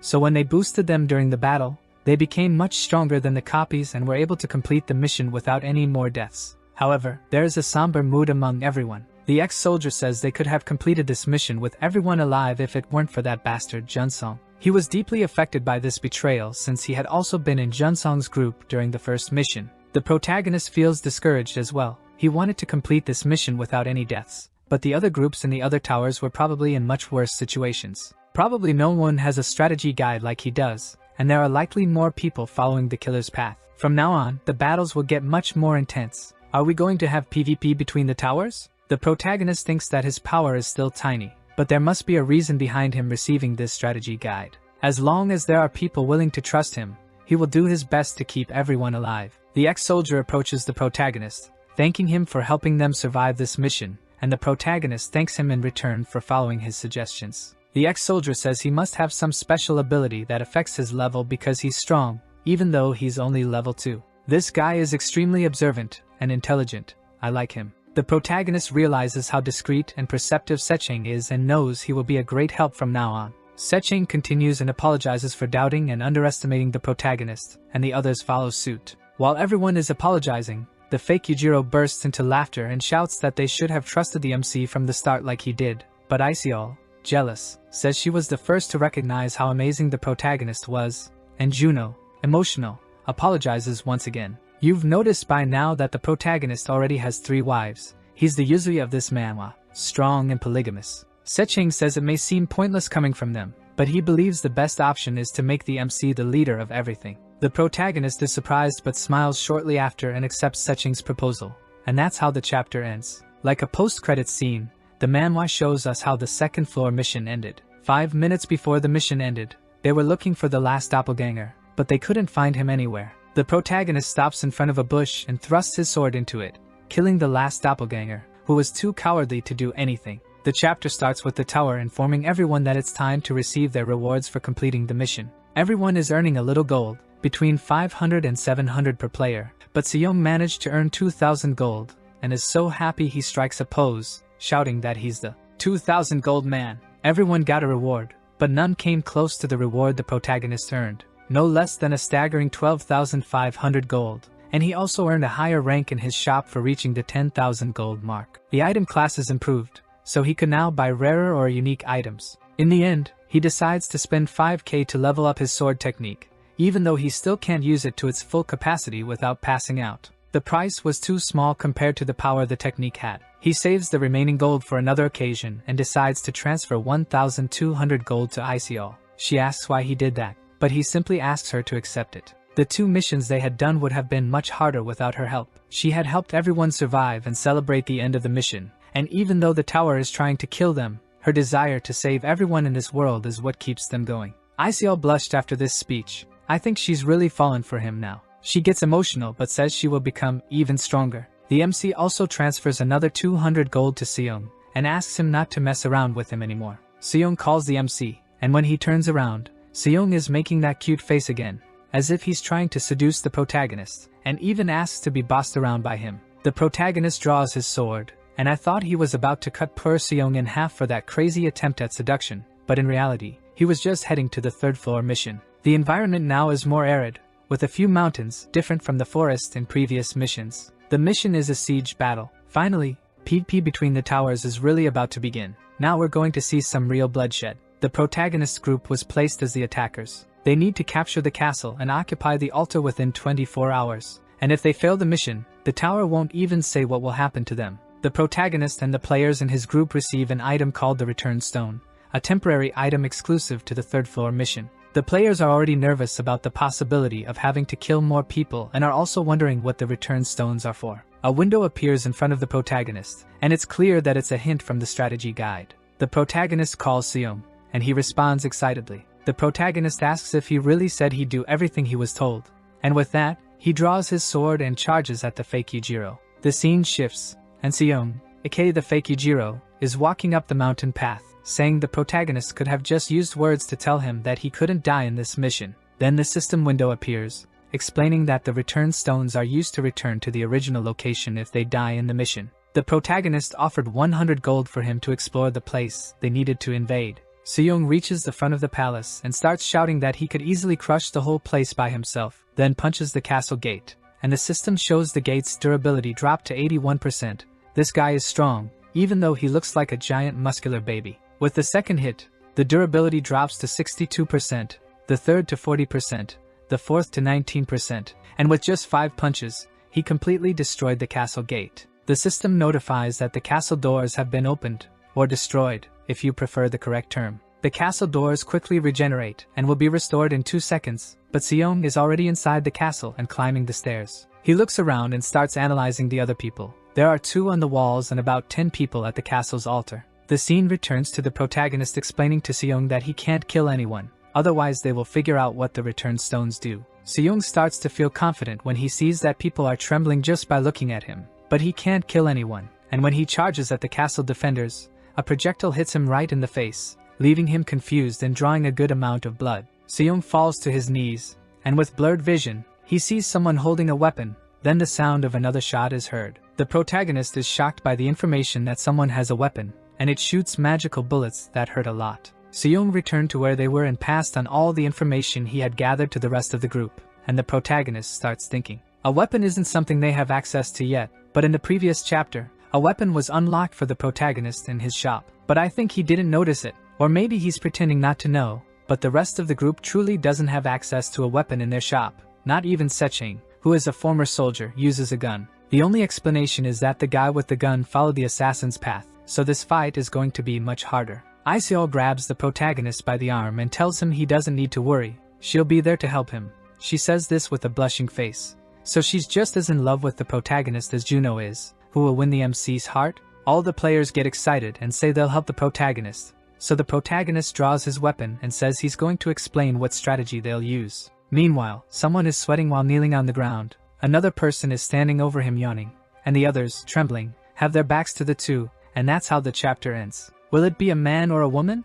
I couldn't see clearly. And what do you guys think? The chapter starts with the protagonist saying that one of the greatest things he gained in the second floor mission was superior instinct. Now he's stronger and faster than any other scion. He activates his ability and starts seeing the enemies on the castle wall, noticing that both are level 8. Seong steps forward and starts shouting at the enemies again. Iseol asks the MC if that won't make them notice the ability of the return stone, but the protagonist says they'll probably just think it's Seong's own ability. The enemies point their bows at Seong, and the protagonist moves at an impressive speed. Before the arrows even get close to Seong, they've already been cut down by Hoyeong. The protagonist steps on Seong's shoulder, jumps up the castle wall with ease, and strikes both enemies with his sword at the same time. They only have one chance to complete this mission. If they fail to capture the castle, the enemies will figure out what the return stones do, so they need to win no matter what. Everyone charges toward the castle while the protagonist is already inside. Seong warns that the doors will need 5 of his attacks to be destroyed, but whoever isn't fast enough will be left outside the castle. Seong uses his level 2 ability and destroys the door in one blow, but he took a lot of damage and needed to be healed by Iseol to wake up again. The protagonist looks at the chaos on the ground with his tower players, and one of the archers on the wall says he doesn't know why he didn't kill them, but he won't survive if he keeps acting like that, especially against that bee. The enemies are facing them, and the armed woman is standing, pointing her gun at the protagonist's group. She's the one who actually blew up the door with her weapon, which is why Seong fell to the ground, taking another shot to the face. The protagonist sees the woman's status window, and it's terrifying. She's level 13, has level 3 sniper skills, and an ability called Assassin's Eye. She was someone who chose the path the MC refused, and at level 13, could she have killed everyone who crossed her path on the second floor? She looks up and shoots at the protagonist without hesitation, and the bullet hits the MC right in the shoulder. He hides behind the wall and drinks a healing potion. I don't remember the protagonist finding or buying this anywhere. Do you guys? Thinking that she really is very hostile and has no hesitation. It's a good thing he took some precautions because under his shirt, the protagonist is wearing leather armor. Another thing no one saw him buy, but okay. Apparently, each bullet she uses costs her 10 mana, and she has 150 mana. If she has the store rank the same as his, then she doesn't have items to recover mana yet. This meant she only had 13 more shots left. The protagonist jumps inside the castle, and everyone from his tower follows him. Everyone charges forward, and the woman starts shooting at them. Then the scene changes. One of the extras asks how they're going to capture the altar if someone is using a gun. Secheng, the ex-soldier, says they just need to run in a zigzag pattern, which makes it harder for the shooter. The protagonist says that if the bullets are strong enough to deal critical damage to the fake Yujiro, then they must have a limited use. If they're magic bullets, then the limitation is her mana. Juno says it all depends on how much mana the enemy has, and the MC agrees, saying they just need to withstand one shot. Juno, who was the first to get shot, stands up, and he's also wearing the same armor as the protagonist. Then he gets healed, and the woman starts shooting again. While everyone advances, Isekai is healing from behind. The woman kicks the guy she was stepping on, and orders everyone to charge and kill the protagonist's group. Everyone charges in desperation and fear. This is going to be the moment of truth. If a battle breaks out there, some people will be defeated, so they need to reach the altar as quickly as possible. Someone swings a sword vertically at the MC, but he easily dodges. Another tries to attack from behind, but the protagonist parries with his sword and knocks the opponent out with a blow to the back of the neck using the hilt. At that moment, a bullet is about to hit his head, but Juno steps in, using his sword to take the shot and protect the MC. Juno's sword goes flying, and the woman asks if he blocked her bullet. When Juno tells the protagonist to move forward, he's shot right in the temple, with such force that his body is sent flying backward. The protagonist is in despair because everyone is being shot and killed all around him. Not even Iseol's healing is enough to keep everyone alive at the same time. Even knowing that no one will die permanently on this floor, he's shocked at how the woman can kill so many people with such indifference. She gives a slight smile and says the protagonist's group is quite interesting. Filled with anger, the MC grips his sword tighter and summons a blue aura, which is his level 3 sword technique. Remember, the last time he used this technique, he passed out. The MC charges forward, hitting 3 people at once and reaching the foot of the altar. He leaps, and the woman prepares to fire another shot. The sword and magic bullet collide, creating a massive shockwave over the altar, ending the chapter and leaving us eager to know what will happen next. Now we see the fake Yujiro saying that the enemy group was no match for him, so they were screwed. Now that Hoyoung has reached the altar, they no longer need to hold back. Using the stone fist ability on the ground, he throws 2 enemies far away. While a widespread fight was happening between the groups, the protagonist and the woman were just staring at each other with their weapons in hand. The girl asks who he is and how he has so much skill even though he's only level 2. The protagonist replies by saying it's also strange that someone is already at level 13. The woman doesn't respond to the provocation, so the protagonist takes a step forward and the ground starts to glow intensely. The system notifies that the altar is being occupied by the MC. But nothing is as simple as it seems. Only 1 out of the 3 people needed to capture the altar had stepped on it, and he would still have to get her out of the altar area. The woman pulls the trigger and the protagonist dodges the bullet. He should have gone deaf from the gunshot, but it's fine. He thinks he needs to get rid of her, so he uses a sword strike that goes straight for the woman's face. She uses her weapon to deflect the MC's attack, so he starts a very fast sequence of strikes, just like Luffy's Gatling gun. She tries to shoot the protagonist, but he easily defends against the bullets. He charges a blow with his sword and attacks at maximum speed, but the woman notices the protagonist's action and jumps, causing him to miss. She starts shooting at the protagonist while upside down, but none of the bullets hit him. Then she realizes that he's actually predicting her movements. The scene then changes to tell the story of Juno Seo, the guy with the sword. He is one of the strongest in the protagonist's group and used to be a genius at table tennis. In a game where the ball is exchanged between competitors in a matter of seconds, it's not easy to keep your eyes on the ball. So, the stronger and faster the player, the easier it is for them to predict the ball's movements based on the opponent's posture and line of sight. And when he was still a table tennis player, Juno was known as the prediction genius. Thanks to him, the protagonist had an idea. He advances toward the woman, and she is startled by his ability to dodge her bullets. The MC delivers a powerful horizontal strike aimed at the assassin, so strong that the stone pillar behind her is cut in half and falls to the ground. She survived the protagonist's blow. Then she realizes the truth. The MC has higher stats than hers. Her group had already been defeated by the protagonist's group, so Seyoung says to finish them off quickly before they respawn. The assassin wipes the blood dripping from her cheek and asks if the returned stone makes someone come back from the dead. The protagonist confirms it does but says that knowing that won't help her now. He thinks to himself that even if she uses a very powerful attack, he can withstand one hit. He just needs to hold on and finish her off. She asks the protagonist if he thought he'd won, then he sees her system window. Out of the 16,000 gold she had, she spent 8,000 to level up her shooter skill to level 4. The protagonist becomes desperate and charges to attack before she can do anything. But she opens her eyes and fires 2 shots. The bullets hit the protagonist so hard it feels like he got punched by you from the boxer. He hears Seyoung, Iseol, and Seching's desperate screams. But it was too late. He was disappearing. The mission on the 3rd floor was completed, but Seong is very sad. The protagonist asks why he looks so grumpy. They had won. And Seong grumbles that he did most of the work and still barely got any gold in the reward. The protagonist smiles and remembers that he didn't expect her to fire 2 shots in a row at the end of everything. But at the same time, he had also delivered a fatal blow to her. Her last words before dying were that she would remember his name, then she disappears as well. After that, the remaining 3 were able to capture the altar and lead them to victory. At that moment, someone says that a portal appeared in front of them, showing the group they had just faced. Since they were the ones who lost the mission, they will face the catastrophe, and the protagonist group saw everything happening. All those who didn't kill anyone during the PvP mission will be forced to face the catastrophe monster. One of the players who has to face the monster starts banging on the gate desperately, asking for help. Isekai approaches the portal and says they need to help somehow, but when she touches it, the portal gives her a shock.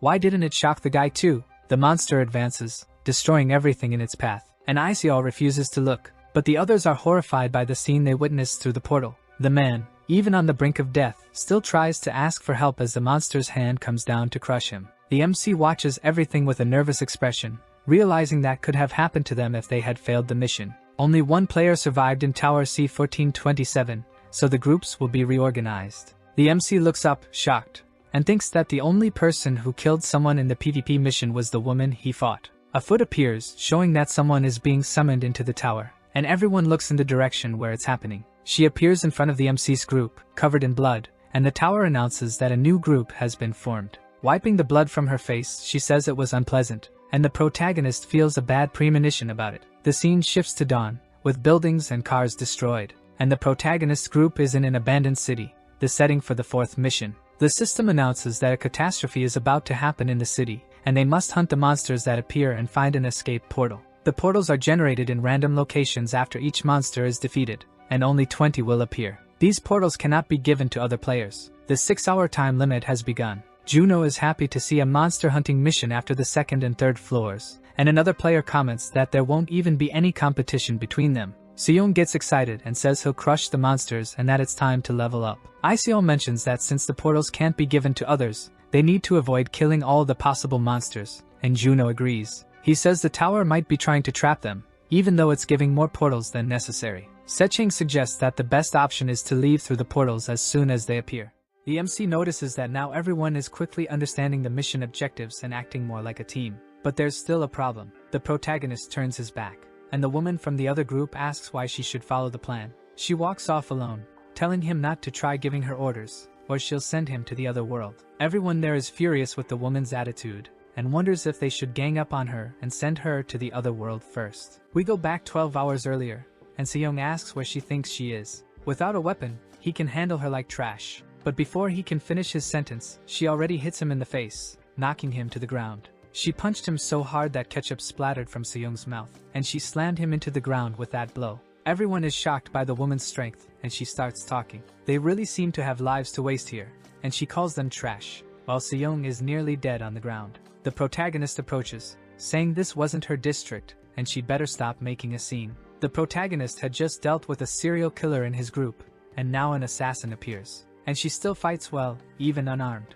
He approaches her, and says they've met again, and the MC asks if she has anything to say to him. While he says they aren't close enough for warm greetings, the protagonist feels something strange. The protagonist immediately steps back, and when he looks forward, the system opens a notification window. The assassin had marked him as prey. She exudes a monstrous and terrifying aura, and the system continues. His value was recognized, and the designation as the primary target was approved. The MC is still confused by this information when the system sends another alert. He had received a new strategy in the guide. At that moment, his face changes to one of fear, but we still don't know what he saw in the guide. The assassin turns her back on him as if nothing had happened, and we return to the 4th floor mission. Seong is apologizing for hitting such a handsome orc in the face, but he needed experience points. The punch is so strong that it knocks the monster down, and it falls to the ground wondering why it's being beaten up by another orc. A portal appears behind the fallen orc, and Seong is frustrated for not having killed more monsters before the portal showed up.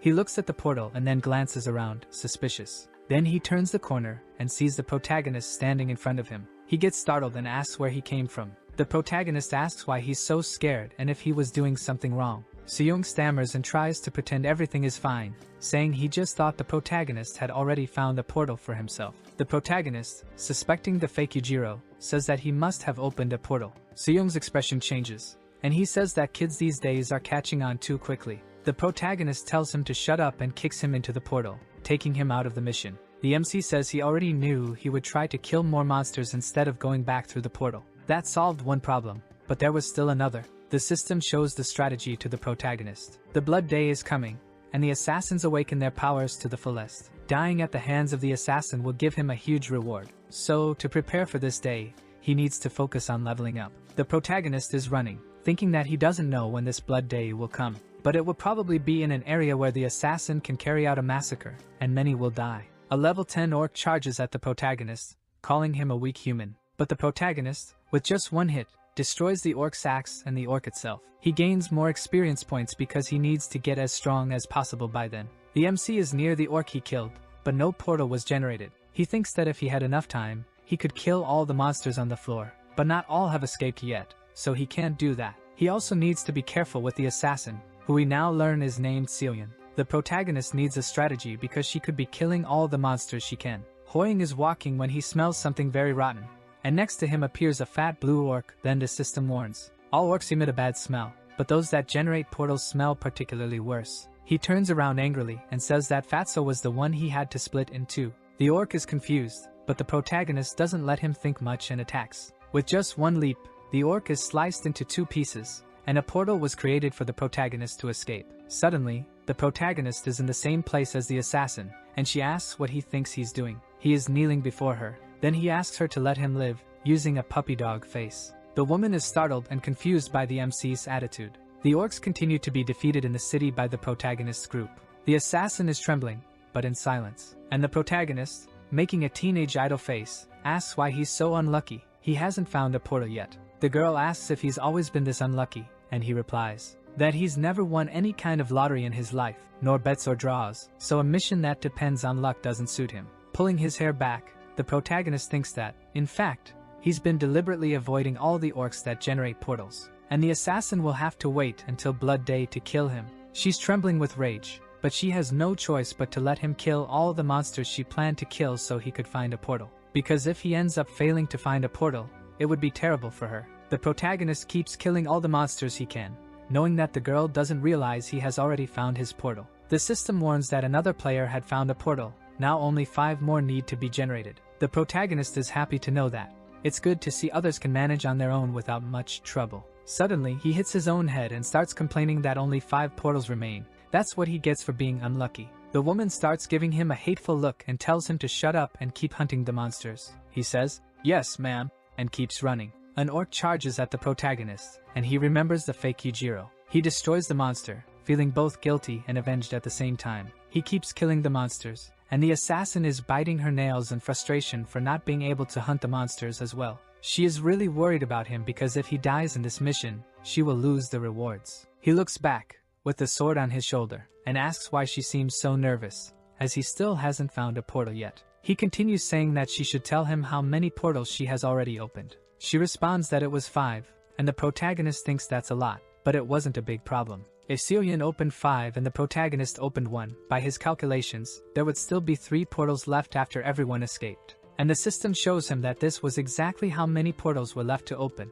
This meant that only the 2 of them were left in the mission area. Everyone else had already returned. The protagonist thinks it's time to part ways with the girl and goes search for a new portal so he can leave. The system shows that there are only 10 minutes left before the mission ends, and the protagonist gets startled. He starts running and tells Seolyeon that he will look for a portal on his own and tells her to find her portal and escape. She asks him to wait, and the protagonist, nervous, wonders if she figured out what he was trying to do. He turns to her and asks if she has something to say, as he has less than 10 minutes to escape. She starts mumbling, and the protagonist doesn't understand what she's trying to say, but he needs to escape as soon as possible. She rushes toward the protagonist, and he, frightened, raises his sword to defend himself from her attack. The girl grabs his shirt sleeve and, blushing, says that she forgot where her portals are. The protagonist looks back. The girl has an embarrassed face, and he wonders if she has no sense of direction. Probably she's related to Zoro. The scene changes, and we're back at the tower. Someone shouts to the protagonist that he finally made it. Some quick footsteps are heard, and Seong is running toward the protagonist to hug him. He runs, saying he knew he would make it, but before finishing his sentence, a punch hits his face, sending him flying several meters back. The protagonist says he got scared of Seong and thought the mission wasn't over yet. The girl says that he really does look a lot like an orc, and the protagonist says she shouldn't have said that out loud. Iseol approaches, happy, saying that Seoyeon also made it back safely. Juno is also happy with their return. He extends his hand to her, and says that he knows they met as enemies, but he hopes they can get along from now on. She looks at him with her arms crossed, and turns her back, ignoring his greeting, saying that he is annoying. Seong gets up with his face bruised and says he wishes she had been left behind to die on the 4th floor. She tells him to shut up and calls him a pig. He aggressively responds, saying that those are muscles, not fat. While the fake Yujiro is cursing Seoyeon, the protagonist wonders if he should have left her behind. In the end, he realizes she wouldn't die that easily, but at least now she owes him. He needs to stay alert with her, as she is the assassin, but she probably won't do anything before the Blood Day, so he will be fine until then. Could the Blood Day be the PMT? Someone says that everyone seems to be getting along well, and they recognize the voice. Sniffles appears, saying it's him, their favorite mascot. At the same moment, something hits his head, making it disappear completely. Seoyeon is holding her weapon, asking why he crawled over there. Sniffles is still standing, even without a head, and everyone there is shocked by what the girl did. She shot him point blank. He responds that it's been a while and says that her welcome was very nice as his head regenerates in front of everyone. A second later, Sniffles is where Seoyeon was, and with a powerful kick, he sends her flying. She spits blood, and the protagonist looks at where she was sent. The wall behind her is completely shattered, and there's ketchup dripping from Seoyeon's mouth as she calls the rabbit a monster. He sees that the rabbit sent her flying with ease. Then, looking at Sniffles, he thinks that judging by Sniffles' attributes, he actually went easy on her. Could this mean that the assassin role is so important in the tower that he didn't want to kill her? Sniffles laughs softly and asks everyone to calm down, saying it's still too early for him to go home. Turning his head back, he says it's time for the next mission. But before they go to the next floor, he will change the scenario a little bit. He snaps his fingers, and a library appears behind the rabbit. Sniffles grabs a book from one of the shelves and says that each one will choose a book. This book could be something very useful for their survival, or something so useless that it could make them kick the bucket for good.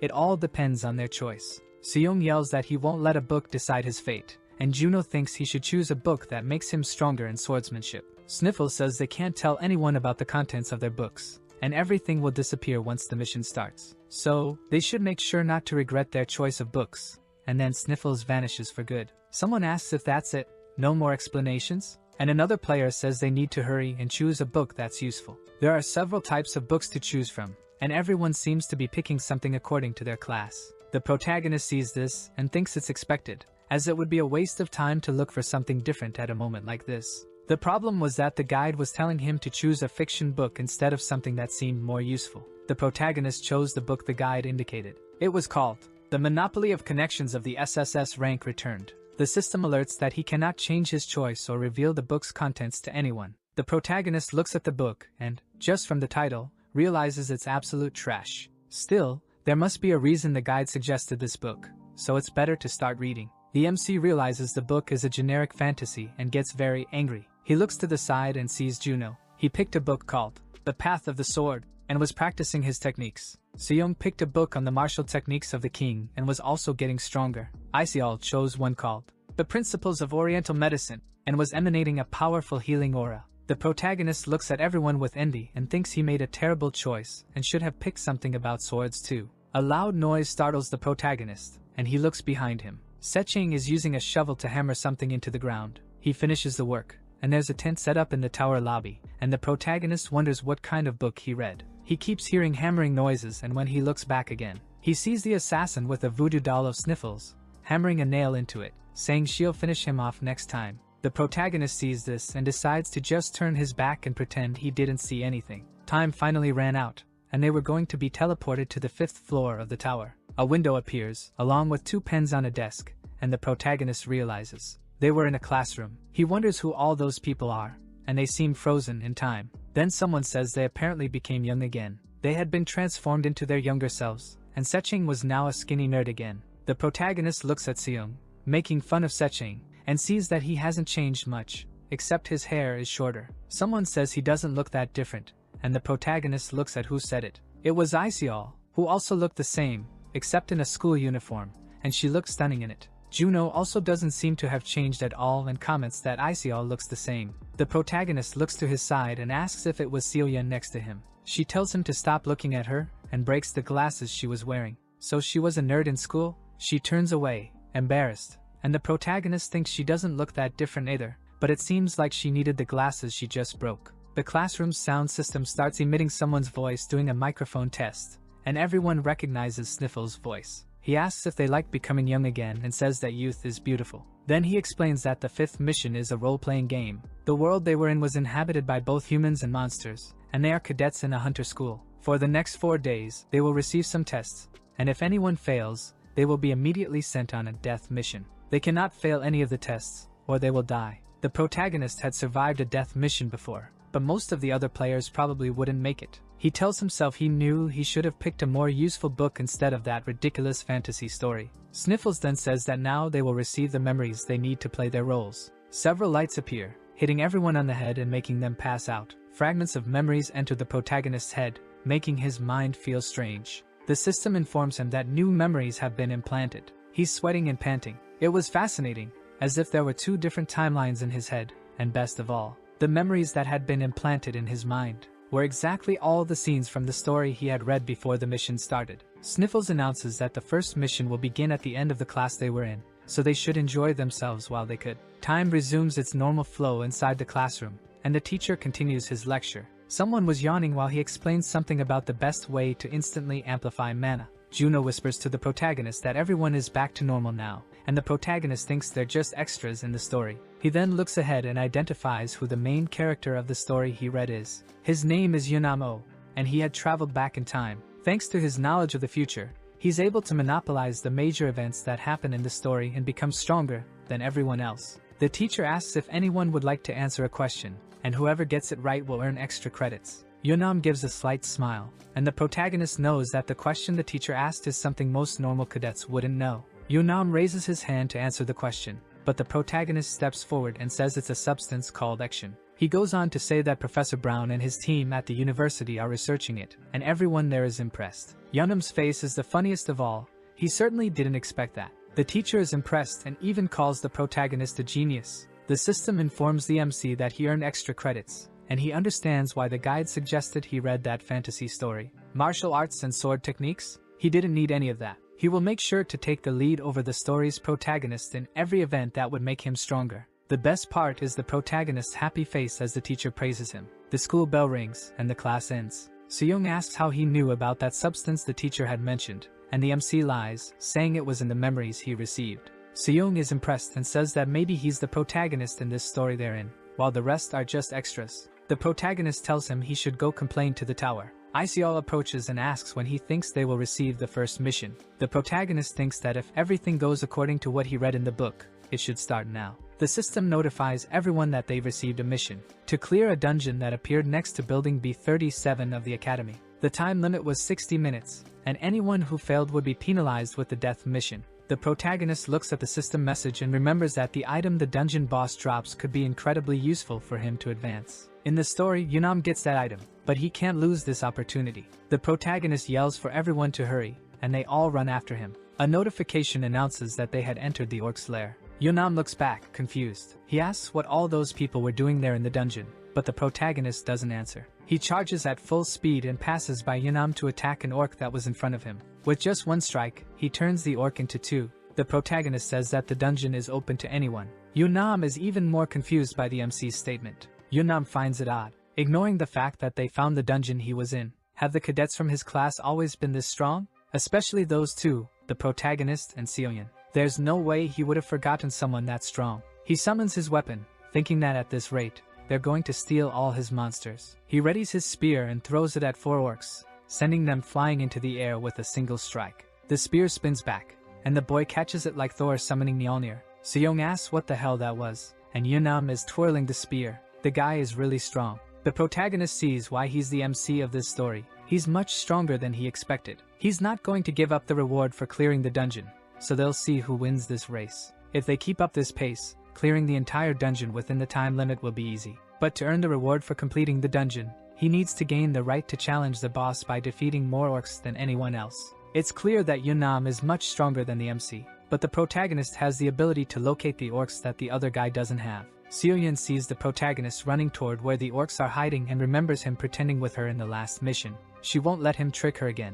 The protagonist charges at 2 orcs, cutting them down with ease. He is closing in on the third, who still hasn't fully grasped the situation. Hyoung pulls his sword back, preparing for a piercing strike, and the orc also readies himself to attack in return. Meanwhile, Seoyun dodges an orc's attack and delivers a precise shot. Then she aims at another orc behind her and fires another accurate shot. Suddenly, something appears behind her, descending with force, and she notices it. Dodging the attack with a somersault, she takes aim while upside down and fires. Yunam prepares his spear, and with just one spin, he cuts down 3 orcs at once, effortlessly. Meanwhile, Iseol and Juno are just amazed by the strength of the 3. She notices that the MC is stronger than usual, and Juno is moved by the display of power from the 3 in front of him. Iseol finds it admirable that they are trying their hardest to keep them away from the death mission. Juno says that the MC is doing so much for them, even after they voted for him to go on the death mission, and everyone there is deeply moved. Juno, wiping his tears, thanks Hyoung for his mercy. He raises his sword and shouts for everyone to fight even harder for the hero Hyoung. The protagonist looks back, confused by the player's shouts calling him a hero. He lowers his sword and is panting heavily. The system shows the message that all the orcs have been eliminated, and the boss room has been generated. The system informs that the person who received the right to face the boss was Yunamo. A light shines on the winner, and the protagonist looks at him. He feels frustrated for not being able to fight the boss.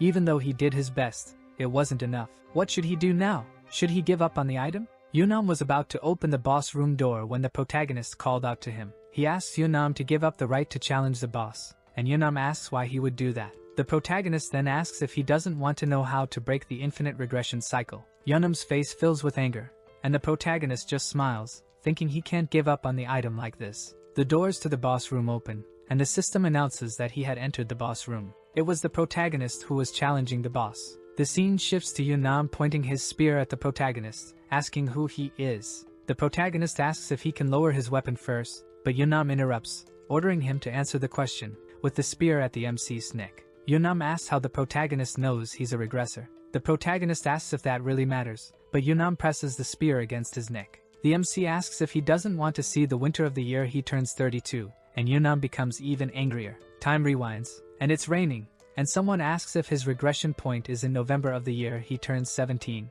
Yunam, holding a glass of wine, confirms this, saying it's always the same, a continuous cycle of his best years, from ages 17 to 32. The other man says that honestly, it sounds like a great deal. Yunam says his greatest wish is to see the winter of the year he turns 32. He touches the glass of the building and says that he's tired of this endless regression cycle. The protagonist's hand is pushing Yunam's spear away. Then he says that if Yunam lets him into the boss room in his place, he will tell him how to break free from the infinite regression cycle. That had been his greatest desire for thousands of years. The man grits his teeth, but he has no choice but to accept the protagonist's proposal. Yunam then lowers his spear, and says that if this is some kind of joke, he won't be laughing for long. He turns his back on the MC, giving him the opportunity to challenge the dungeon boss. The system announces that Yunam has transferred the challenge right to the protagonist. The protagonist had managed to enter the boss's room. The orc then approaches with very heavy steps, making a loud noise. Smoke is coming out of his mouth, and he begins to grunt. The protagonist starts trembling and realizes that the boss seems ridiculously strong. He tells himself to stay calm as the boss gets closer and closer. Since he's inside a fantasy story, he can't see the boss's attributes or access a strategy guide, but he already knows how he's going to win. The orc begins inhaling the air around him, and the protagonist already knew what was coming. The first thing he had to do was endure the orc's warrior roar. Most fighters lose their will to fight after hearing this roar, but the MC's superior instinct not only allows him to amplify his senses, but also to shut them off completely. The protagonist opens his eyes after the orc's morale attack and jumps toward him, shouting that a mere morale attack won't work on him. The second thing the protagonist knew was that, despite being very strong from the waist up, the orc always skipped leg day at the gym. He slashes both of the orc's leg tendons and easily dodges his axe strike. Then he begins striking his legs repeatedly until the orc falls to his knees, too weak to stand. In his eyes, he sees the protagonist leaping toward him with a sword. Using a powerful vertical slash on the orc, he yells that he will take the strange fate for himself. The boss dropped an item, and his room was cleared. The scene shifts to 2 people playing rock, paper, scissors. They just needed to add the lizard and Spock. It was Seong and the MC, and the MC had already beaten him 11 times in a row. Seong asks if he's cheating somehow. The protagonist asks how he could cheat in a game of rock, paper, scissors and tells him to shut up and give him the gold. Juno comments that he expected no less from Hoang. He was good even at games like this. The protagonist is drinking something and has a ring on his finger. He comments to himself that there are only 2 legendary items in this story. The first is Yeonam's weapon, called Gungnir, a powerful item that always hits its target when thrown, no matter what. And the second item is Nick's ring, which has the effect of greatly increasing the wearer's luck. The ring's effect is simple, but it's almost as powerful as Gungnir. This item will be extremely useful for all the decisions he'll have to make in the coming days. Yeonam will have to find his own way without this item now, but the protagonist intends to help him in return. In the story, there's only one thing he really wants in life, and we already know what it is. A hand holding a cup slams down on the protagonist's table. Someone sits down, and it's Seoyeon, asking to play a round of rock, paper, scissors with the protagonist. This isn't just a game of luck, it's about being fast too, and the protagonist's dexterity attribute is almost 50. The protagonist asks what the bet is, and she replies that it's 3,000 gold. Seong is shocked by the amount, but the protagonist looks at her like a JoJo character and raises the bet to 5,000 gold. The next day, everyone is gathered in the school courtyard. The protagonist realizes he's in the scene that happens in every generic fantasy story of this type, measuring strength with some magical item. Will everyone now see how strong the protagonist really is? Of course, Seoyeon lost the bet and became 5,000 gold poorer. The protagonist stands in front of a very large blue stone, sword in hand. A teacher begins explaining how it will work. They will strike the crystal, which will measure their magical power and divide them into groups for the next dungeon, which will take place in 2 days. Juno thinks this is great. He's been wondering about the strength of the other cadets in their class. The first cadet in line raises his sword and strikes the stone. It registers 43 power, and some people are impressed by such a high number right off the bat. Juno says that, judging by people's reactions, it's really a high number, and the protagonist says that from his implanted memories, the guy was actually strong. The teacher calls the next one, and it's Juno's turn. He strikes the stone with his sword, and it registers 69. More people are impressed by the number, and Juno gets full of himself, saying he's pretty strong. Seong moves forward, shirtless, and tells Juno to get out of his way because he's great at this sort of thing. He throws a punch with all his strength, and the stone registers his power at 75. Everyone there is shocked by Seong's strength. He managed an impressive score without using any weapon. A magic bullet flies past Seong and hits the stone. Seoyeon appears with a gun in her hand. The stone registers 98 power. One of the students says that level of power is ridiculous, and another says they didn't even know it was possible to infuse bullets with magic. The protagonist is proud of his team's power level. They're stronger than all the other cadets. Of course, they're strong. They're all adults in the bodies of youths. He has to remember that. An explosion occurs. The meter registers 115 magical power while Yeonam is already walking away from the stone, his back turned. The protagonist knows that, since he's the MC of this story, Yeonam would be an exception in terms of power. But looking at his back, the MC remembers that something is going to happen to him soon. While they're having lunch, Seong tells the protagonist that he should have shown off more, but the protagonist sees no reason to do so without a reward. The protagonist only hit hard enough for the meter to mark 64 power. He didn't even pretend to put effort into the strike. The protagonist wanted to be in the same group as Yeonam for the dungeon, so he didn't want to score high enough to make himself the leader. While they're eating, the system notifies everyone that the second mission is starting now. The mission was to rescue Yeonam, a cadet from the academy. They had 1 hour to complete the mission, and he was at Waterside Park. Iseol asks if it's the cadet who was with them in the dungeon yesterday, and Juno confirms, asking if he fell into a trap or something. The others start talking about how they only have an hour to complete the mission and that Waterside Park isn't too far from the school. The protagonist starts thinking that this might happen. When Yeonam returned the first time,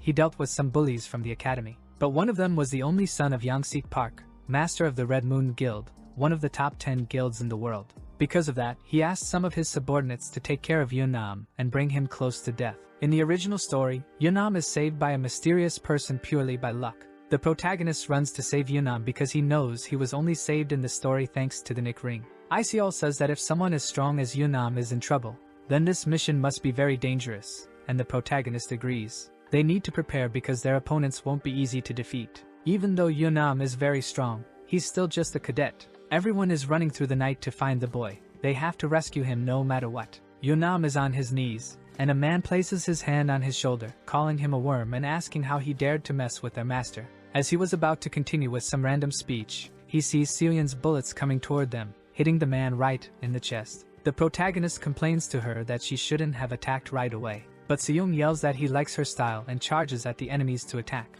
The MC tries to get Seoyeon's attention, but he realizes it's no use, so he summons his sword and orders everyone to charge as the battle begins. The enemies defend themselves easily and notice that they are just academy cadets, like Yeonam. The man who was shot starts cursing at them, and another asks how he let himself get hit so easily. He tells the guy to shut up. Seoyeon's shot may have seemed random, but her timing was perfect, in fact. Even though there are only 3 enemies, they are clearly much stronger than them, so the only way was to catch them by surprise, as had just happened. Yeonam took the opportunity and summoned his weapon. He swings the weapon backward, hitting the blue-haired man, but it seems like he blocked it. Yeonam starts spinning his spear and tries to attack the other 2 enemies, but they dodge. The protagonist group gathers, and Seoyeon is on the front lines to attack the 3 adults. Yeonam and the protagonist are standing back to back, and Yeonam says he doesn't know how the MC found him again, but this isn't the time to ask that. The protagonist responds that Yeonam can thank him later because right now they need to focus on dealing with these guys first. The blue-haired man stands up.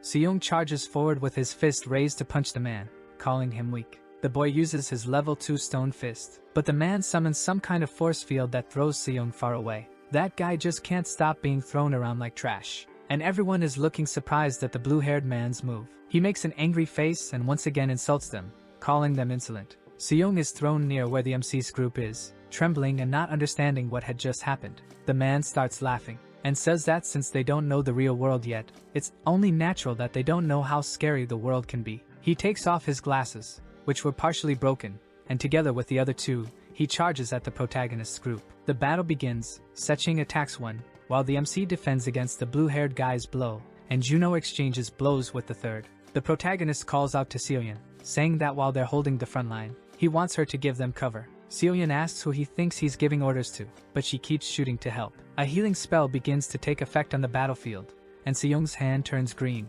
Iseol is directing her hands towards Seoyeon, healing everyone's wounds. Yeonam is impressed with Iseol's healing ability. His wounds have already disappeared. The protagonist shouts that even though the enemies are quite strong, there's no way they would have received a mission they couldn't complete. The MC defends another blow from the blue-haired guy and shouts that now is the time to use the skills they gained from the books. Juno uses a sword skill, while Seoyeon charges forward, veins bulging in his neck, and uses the first punch of the king's fist. Meanwhile, Seching is setting up a tent for no apparent reason, as it was the only thing he learned from the books he read before the mission started. The blue-haired man, not understanding anything, says that if he has time to spout such nonsense, then he must be underestimating them. The 3 adults decide to attack at the same time. The strike is so strong that it causes a huge explosion in the area where they were standing. The dust begins to settle, and everyone is still standing, even after the combined attack from the 3 men. The protagonist knows they are strong. After making it through the previous missions together, he thought they were now a united team that wouldn't be easily defeated. But the experience these 3 men had working together was on a completely different level than theirs. The MC analyzes the situation and thinks that if they work so well as a trio, if one of them falls, all 3 will lose. But he doesn't see any opening to make that happen. It's as if he's looking at a steel gate with no gaps. Iseol starts healing everyone and tells them to hold on tight, because she will help everyone. One of the adults starts laughing, saying that they're quite persistent for a bunch of kids, and that the hunters from their country have a bright future ahead. The white-haired man says that this isn't the time to be so relaxed. If things take too long, it'll be dangerous for them too. The blue-haired man is furious, thinking that they are really annoying. He grits his teeth, and his eyes are red with anger, and he makes a giant leap, shouting that they are a pain in the neck. The blue-haired man raises his club and shouts that he'll start with Iseol, aiming at her. The protagonist turns around, shouting her name, but Yeonam, with complete calm, raises his spear and shouts that it won't be so easy, striking the blue-haired man right in the stomach. The blue-haired man feels the hit, and is confused because he was sure he had dodged Yeonam's spear. He rolls over and crouches on the ground, glaring at the boy and cursing him as a bastard. This guy really has a foul mouth. The other 2 move closer to the blue-haired man, and one of them says that he shouldn't rush things. At that moment, the protagonist realizes their formation has broken, and there's a gap. That impenetrable gate now has an opening. The blue-haired man's club suddenly generates some metal spikes, and he says that now that things have come to this point, he's going to kill everyone here. The protagonist realizes that they are very anxious about this situation. They're becoming impatient because things are taking longer than expected, and the protagonist already knows why they're getting so impatient. The other two charge at the protagonist's group while the blue-haired man is in the middle of them. They prepare another triple attack. The protagonist asks if they're going to be okay, since their boss must be furious now. They stop the attack suddenly, and the blue-haired one asks what the hell he's talking about. The protagonist says he's very impatient, the leader of the Red Moon, Park Young-sik. The blue-haired one looks scared, and the other two ask how he knows that. The gate keeps opening wider and wider. Smiling, the protagonist starts provoking them, saying that many have already died because he lost his patience. The three men begin to get extremely nervous, and the protagonist sees that their nervousness has completely dropped their guard. The three strongest immediately noticed this opening,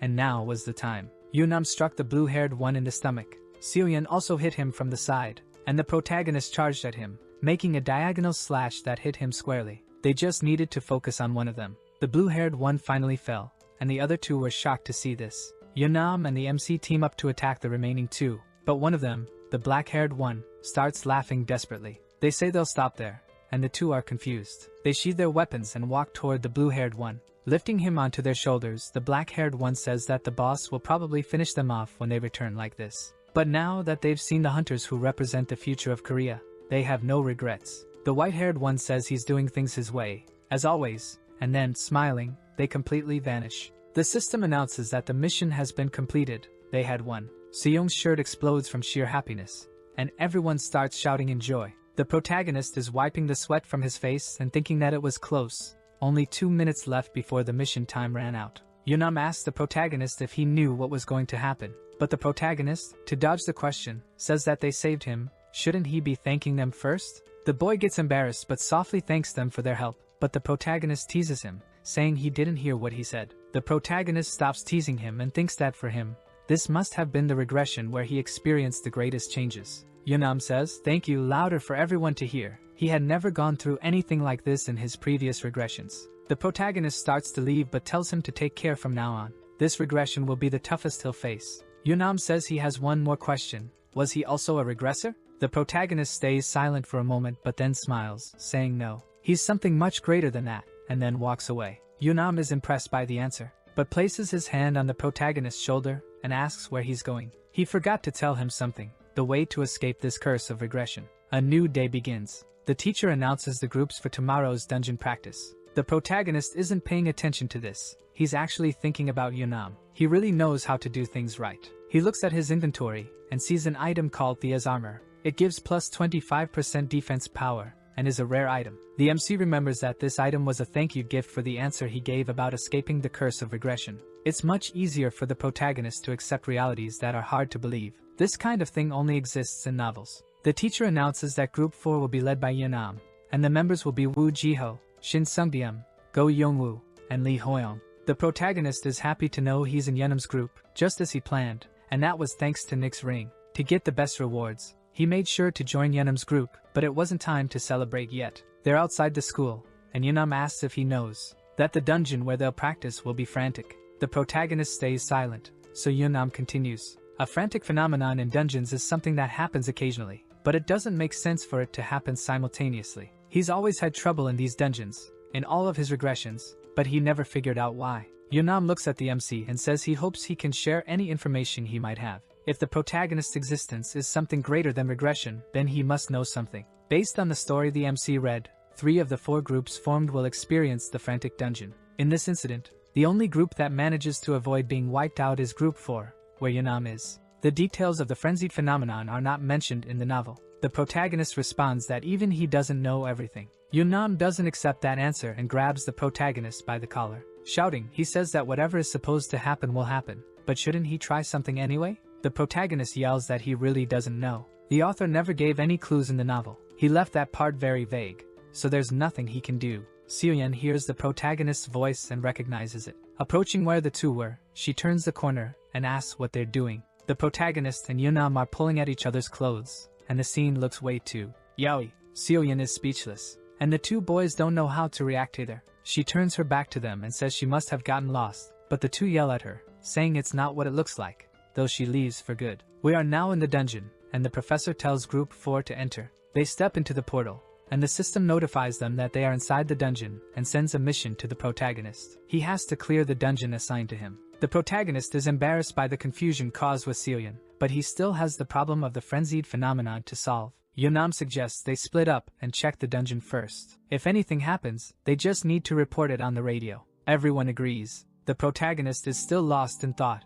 and wandering aimlessly in the dungeon. As he walks, he finds himself in a very long corridor and starts thinking to himself. The groups involved in the frenzied dungeon incident are groups 4, 9, and 12. Group 4 is the MC's group. Group 9 has Iseol and Seoyeon, and Group 12 has Seong. Group 9 will probably be fine. Iseol has healing abilities, and the assassin, who has the blessing of the tower, wouldn't die so easily on the 5th floor. I find it amazing how the protagonist can keep thinking and worrying about who will send him to the other world. Group 12 has Seong as its leader. The protagonist thinks about that and wishes the best for his fake Yujiro friend. A canine paw appears in front of the protagonist. He quickly senses the presence, and when he looks, there are at least 4 wolves in front of him, drooling and eager to devour him to the bone. The protagonist grips his sword and thinks he needs to focus on his current situation first. The problem was that the person with him was hiding behind his back. His name was Go Youngwoo, and he was from the Explorer class. He was the youngest player and was crying. He apologizes to the protagonist, but the protagonist is very confused by the whole situation, not understanding why he's crying. The wolves have already been killed. The protagonist approaches the other boy and starts to remember when he was considered the weakest of the group. The boy had been one of those who voted to send him on the death mission at the beginning. He asks if he still hasn't let go of what happened before. The boy responds that he should have spoken to him earlier, but he couldn't gather the courage to do so. He apologizes again to the protagonist, and the tears fall from his face like a waterfall. He tries to wipe away the tears, and the MC just stays silent, waiting for him to stop crying, thinking that he has a soft heart. He grabs the boy by the shoulders and says that he doesn't need to keep apologizing. If something like that happens again, he should do the same thing. The situations they're facing are as real as they get. In this tower, where their lives could end at any moment, he won't survive if he keeps such a soft heart. Learning to think of himself first is the way to survive here. He smiles at the boy and then ruffles his hair, telling him not to feel guilty. The boy smiles, getting emotional again, and says that he thinks the protagonist is amazing. The MC steps away from him and says he doesn't know what he's talking about, but it's too late. The boy is already in love with the protagonist. Yongwoo, now more energized, says the protagonist must have been someone really incredible before the end happened. But the protagonist stays silent for a moment and starts to remember his past. Just because he grew up in an orphanage, he had to fight against discrimination and live desperately. Before he realized it, he was already in his 20s, and he was a regular worker earning a salary that barely covered his food. The only reason he became somewhat special in the tower was because of that coincidence with the monster he saved. If it weren't for that, he might not have been able to survive until now. Who was he to teach anything to anyone? Yongwoo calls the protagonist's name and asks what he was thinking so intensely about, but he says it was nothing. The boy thanks Hoyeong. Although he said that Yongwoo should think of his own survival first, the protagonist always puts himself in danger to save others. He looks at the MC again, smiling in admiration, and says he wants to be like the protagonist, someone who can help others. These words leave Hoyeong perplexed, but happy. What mattered was what would happen from now on, because the path one walks is forward. He thinks about this while patting Youngwoo's head. The boy places his hands on a stone wall. The MC asks if this is the place where he felt strange energy coming from, and the boy confirms, saying something must be leaking from there. The protagonist can't detect everything with his impeccable senses. If it's something only an adventurer can detect, then he needs to do something. He asks Yongwoo to step aside. The MC draws his sword and charges a strike using his level 3 sword technique. The blow explodes on the wall. Then a strange reaction is created, and another explosion occurs. At that moment, the system notifies them that they had entered the labyrinth. They are summoned into a cave with several bright, colorful stones. The protagonist looks around and realizes this labyrinth had never been mentioned in the novel before. Even in the countless regressions Yunam went through, there was never a mention of a labyrinth. This only leads to one conclusion in the protagonist's mind. This place wasn't created by the book's author. Hoyeong and Yongwoo walk through the labyrinth, and the protagonist thinks this place might have clues as to why the frantic dungeon happened. While they are walking, Yongwoo tugs on the protagonist's shirt sleeve, and they look ahead, seeing some humans in the labyrinth. The protagonist looks more carefully and realizes they aren't humans. The system window shows that he belongs to the fairy race and is at level 134. His name is Jamba Jamba, and his attributes are extremely high. The dwarf says it's a big annoyance and is with 6 other dwarves, who also have impressive levels and attributes. Do they have a Snow White at home too? The protagonist looks and asks what those monsters are. One of the dwarves, named Kum, asks him to wait, saying the two of them aren't characters. Especially the taller one, Kum says, pointing at the MC. The dwarf shouts that he has completely changed the story and reveals a major spoiler to Yunam.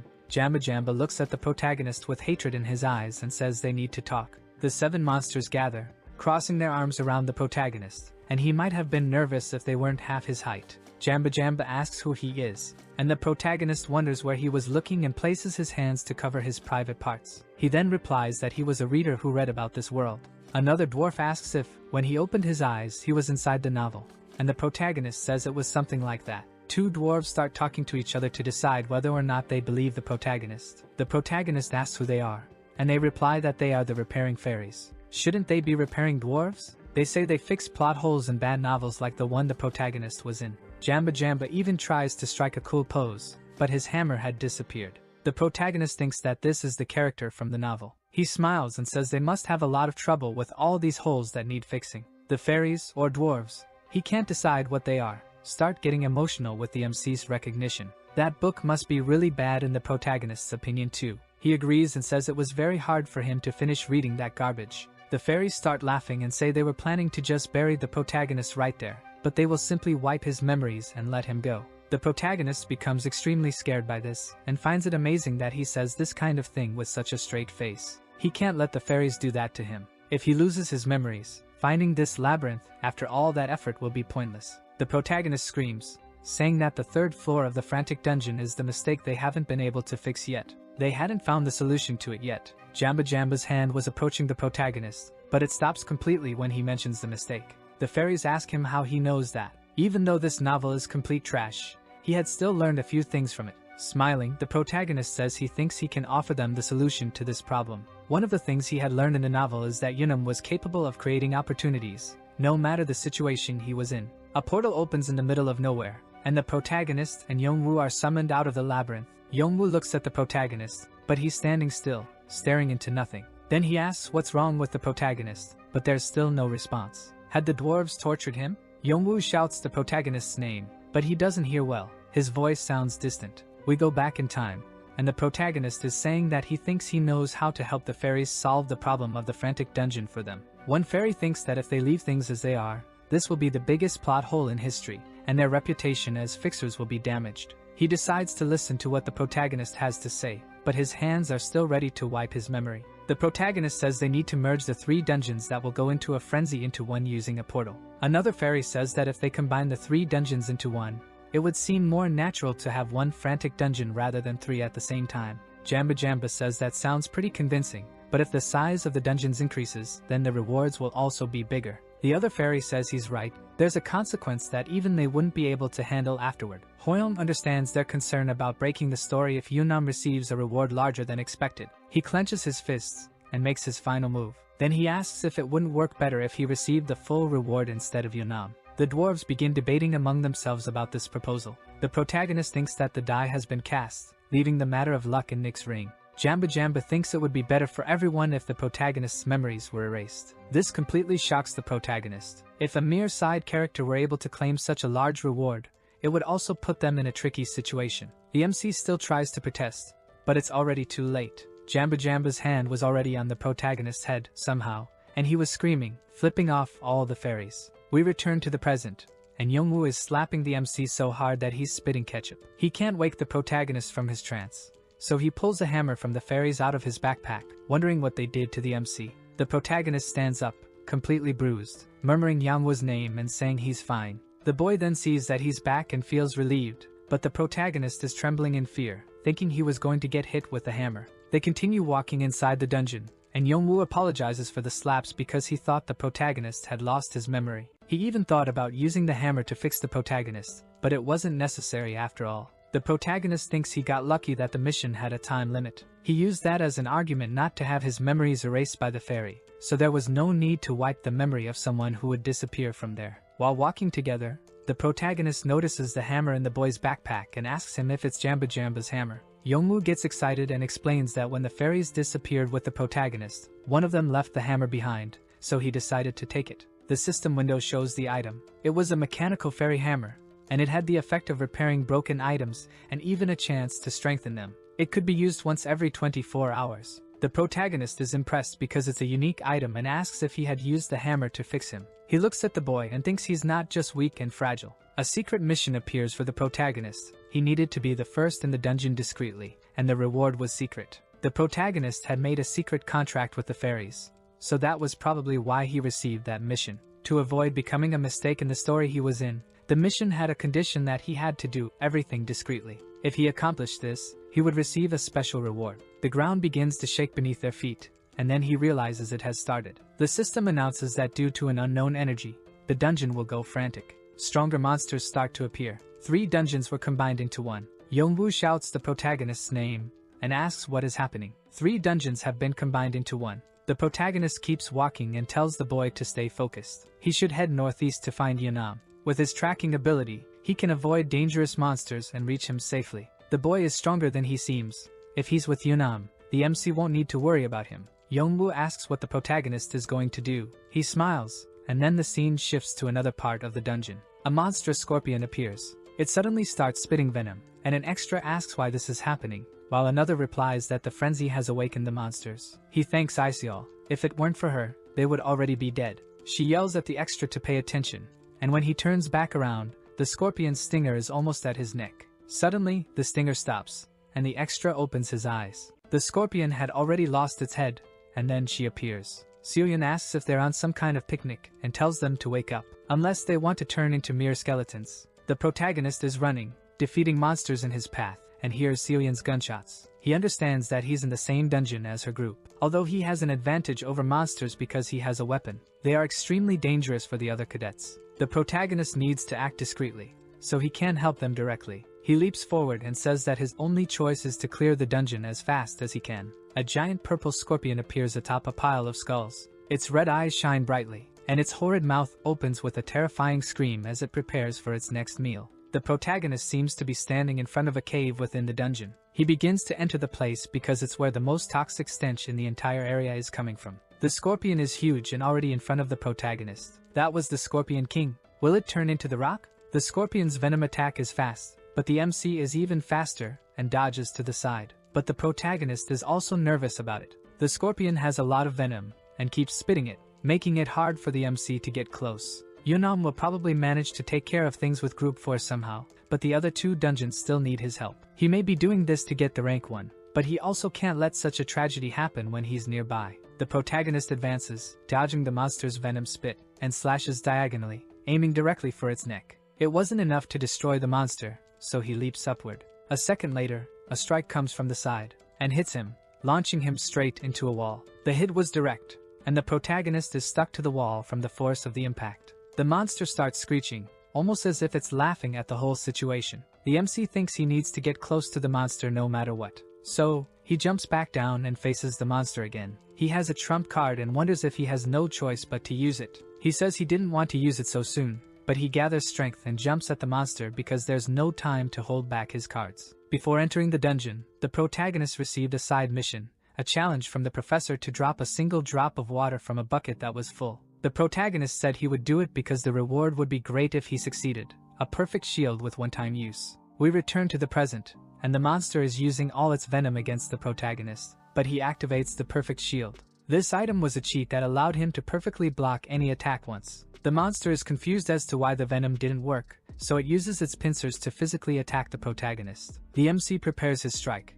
his eyes even shining with the power he's about to unleash. The blow comes down vertically, slicing the scorpion from top to bottom, using a level 3 sword technique. The system notifies him that the boss has been defeated. A portal opens, and the protagonist passes through it. He enters a new area, which is the dungeon where Seong is, and the MC wonders if he's okay. The guy is now even worried about the fake Yujiro and is genuinely shocked to realize this concern. He had the worst first impression of the fake Yujiro, who had called the protagonist trash, but now he had somehow crawled his way into his heart. The protagonist is horrified by this possibility, but thinks he must be mistaken about all of this. He was just feeling something like concern about the enemy. He looks ahead and realizes he's in a completely deserted place, with nothing around where he stood. Something catches the protagonist's attention, and something rises from the ground to strike him, but he defends with his sword. A small paw steps on the sword, and does a flip over the protagonist. The monster stops spinning and attacks the protagonist. He sees it's a horned mole, and its level is too high for him to see. With a quick diagonal strike, the MC cuts through the monster. It looks very disgusting.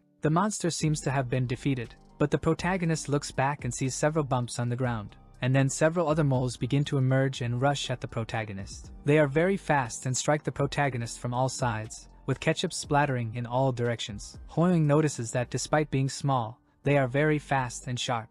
If he doesn't focus, it could become extremely dangerous for him. The protagonist is enduring all the damage from the monsters and says he hopes Seong is still alive. Meanwhile, he's shirtless again, looking like Gray from Fairy Tail, while his companions are lying on the ground, badly injured. Seong is also hurt but manages to endure the damage and stay standing, cursing the moles, and charging at them with his fist raised. One of the monsters jumps out of the ground as Seong yells that he's the mole exterminator. Seong punches the ground repeatedly, shouting that he used to go around the neighborhood smashing all the whack-a-mole machines. Seong gets tired, and now we see the point of view of one of the moles. It sees Seong's back and charges at him at full speed. Seong screams, but when he turns around, he sees the protagonist with a mole impaled on his sword. He had saved Seong's life. The fake Yujiro asks what he was doing there, and the protagonist says he managed to stay alive. Seong gets emotional and starts tearing up, running to hug the protagonist, but he tells him to keep his distance while he's still asking nicely. For now, the protagonist is happy to see Seong alive,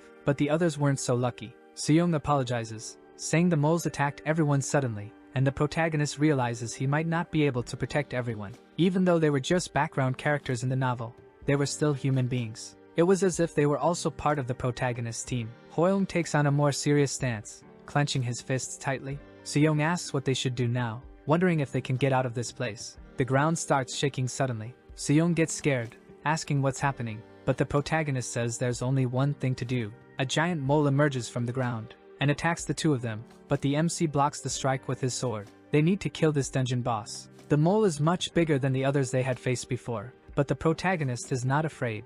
Quite the opposite. The mission was already over and the rain is pouring down heavily. An old man, resembling Dumbledore, is speaking into the microphone, sincerely apologizing for the incident that occurred. They understand that there isn't enough compensation to ease the pain of those who lost their loved ones, but the academy would do its best. The protagonist and Yunnan are walking together in the rain. He apologizes to him for not being able to save everyone, but Yunnan says no, he had returned countless times, but never managed to stop the dungeon frenzy in any of them. However, somehow, the MC was able to prevent the deaths of some cadets, when all of them should have perished. The sun begins to rise. Yunnan stops walking and says he acknowledges the MC's existence as something greater than just a regressor. They both smile at each other. Yunnan hands the protagonist a handkerchief and says he'll seek him out for advice from now on. He leaves, and the protagonist is left holding the handkerchief, almost as if Yunnan was asking the MC to date him. How strange, isn't it? The protagonist wipes his face with the handkerchief but apologizes because the Hoyoung Lee he will meet tomorrow is not the protagonist. They will return from the mission soon.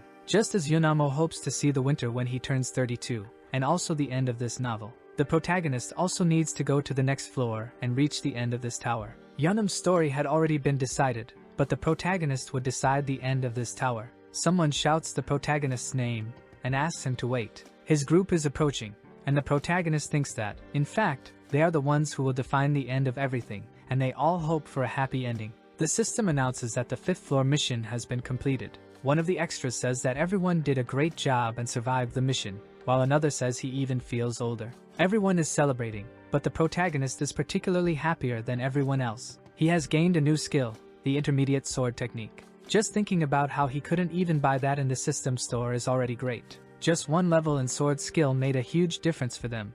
Imagine getting an intermediate level. And not only that, as a reward for the hidden mission the fairies gave him, there was something else, a new class slot. He thinks he never imagined he'd have to take on 2 jobs at the end of the world too. But compared to all the other jobs he used to do, he's never been as excited as he is now. He grabs the items in his hand to consume them, and the system informs him that he has gained a new class. The protagonist was expecting to receive something like a Shadow Monarch, a Rune Regent, or maybe a Coin King. The system begins showing what his class is, and the protagonist is getting more and more excited to see what it will be. The Nick Ring, which stayed with him even after the mission ended, starts to glow, and the protagonist's new class is Beast Tamer. His face isn't pleased at all. He shouts at the system, asking where was the amazing class he was expecting, and Celine looks at him confused. Soon after, the protagonist stops and thinks for a moment. Tamer? He starts to remember the past, and a time when a cat began following him, and he asked it to stop because he couldn't take care of it. The cat looked at him confused and meowed.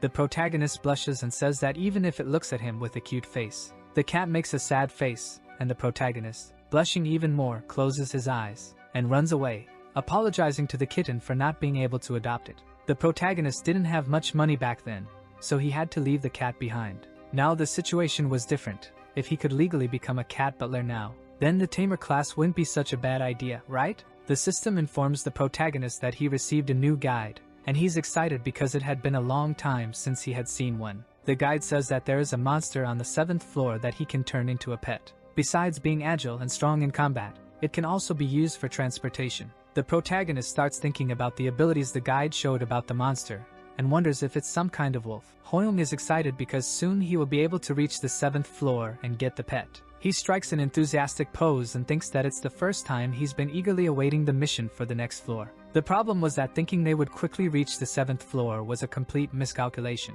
The 6th floor mission was called Endless Battle. Isekai was in the rear, healing everyone while they fought against a massive number of orcs, werewolves, and other monsters. Yeonwoo even used his backpack as a weapon to throw a goblin against the wall. All the monsters kept advancing toward the protagonist's group. He moved forward with the other players, cutting down each enemy with ease. Many monsters were already lying on the ground, and the protagonist seemed tired. This mission was truly endless. Seung was having a lot of fun, killing as many monsters as possible, and the protagonist wondered why he was so excited. Hoyoung asked if he wasn't tired of defeating monsters, but Seung replied that it was very rare to get this much experience, so no. The protagonist understood Seung's reasoning, as the 5th floor mission didn't allow leveling up because it didn't have that concept in the storyline. Seung looked at the protagonist and saw that he had reached level 5, and the protagonist defeated another monster without even looking at it. The problem was that for the protagonist, it didn't matter that he had reached level 5 because he had already maxed out his attributes before that.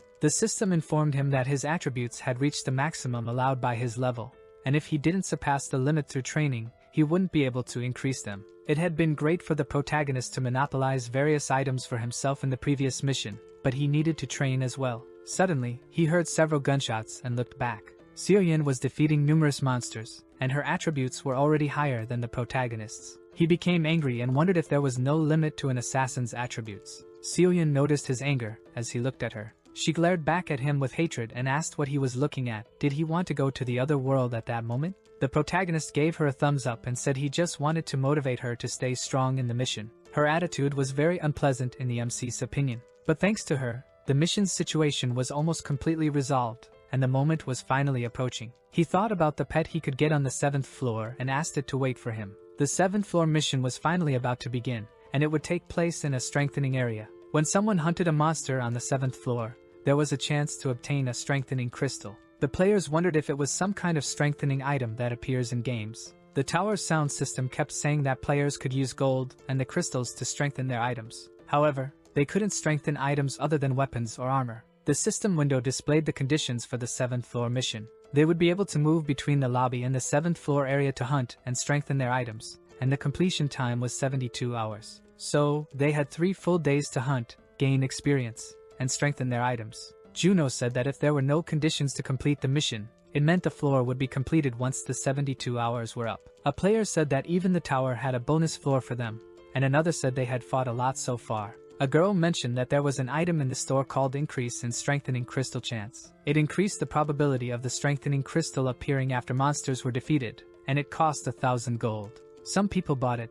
They would improve their items to the maximum and prepare for the next floor. Now it was time to start the mission. Everyone started running toward the mission portal. The protagonist noticed that everyone was excited about this floor. They would only return to normal after spending all the gold at the end of the mission. For the protagonist, who was wearing the Nick ring, this area was essentially giving him a free bonus. But the main bonus was something else. The pet he hoped to find on the 7th floor. The protagonist walked toward the portal and said it was time to get a pet and get stronger. Everyone was killing as many monsters as possible. Juno commented that the crystal didn't appear as easily as he expected. Secheng looks at him and says it's because he's not desperate enough. He should search with the desperation of a soldier looking for a lost cartridge. Juno wonders what the hell that's supposed to mean. Someone is punching a wolf like Luffy using his Gatling gun. Someone call PETA for God's sake. It was the protagonist who was beating the wolf. He was trying not to kill it, but even with just his hands, he was still too strong for the monsters. Seung shouts that a strengthening crystal has finally appeared for him,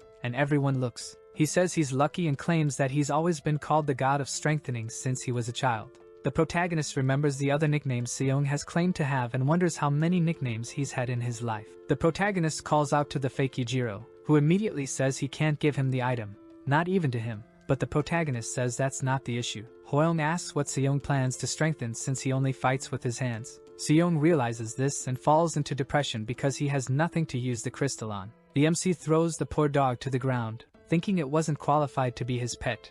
It was too small and weak. He still had plenty of time, so he decided to search for his pet around the area. The system shows there are only 2 hours left. Have they already been there for 70 hours? Now that's what I call a time skip, and the protagonist is walking around the place. He was biting his nails out of nervousness and anxiety because he hadn't found the pet, and time was almost up. He had found some candidates for a pet, like a king bear. It was very cute, but too slow to be used as transportation. He also found a black wolf, which was fast, but had low stamina and got tired too quickly. A 2-headed cat that was very weird, even though cats are usually cute. His finger was already bleeding from biting it so much, and he remembers the information the guide gave. He could have told him where to find the pet. He had already gotten 3 crystals so far, so it hadn't been a complete waste of time. But if he didn't get the pet, it would be a waste. He hears a noise in a bush and sees a silhouette that catches his attention. Something jumps, does 3 flips, and lands on its feet in front of the protagonist. He looks at the monster and wonders if it has finally appeared. 2 boxing gloves appear in front of him. The system announces it's a level 20 Kangato. It looks very strong, and the protagonist sees that it's also very ugly. There was no way such an ugly kangaroo could be his pet, but he had to at least check if that was the case, so he raises his guard to fight the monster. The monster starts speaking in its own language, saying it doesn't know why, but it doesn't like the protagonist. The MC challenges it to a fight. The Kangato also gets ready and raises its guard. They both jump forward at the same time. Their fists collide, and a strong shockwave is created from the impact of their punches. Both had managed to break each other's guard, and their fists were close to the opponent's face. The Kangato uses its other arm to throw a downward punch, but the protagonist dodges by leaning his head back. At that moment, he pulls back his right arm and brings down another punch, but the protagonist jumps back and dodges again. His punch was very heavy. He really is powerful, and more importantly, he has incredible speed. His legs are so strong they seem like springs. He would be Bellamy if Bellamy were a furry in one piece.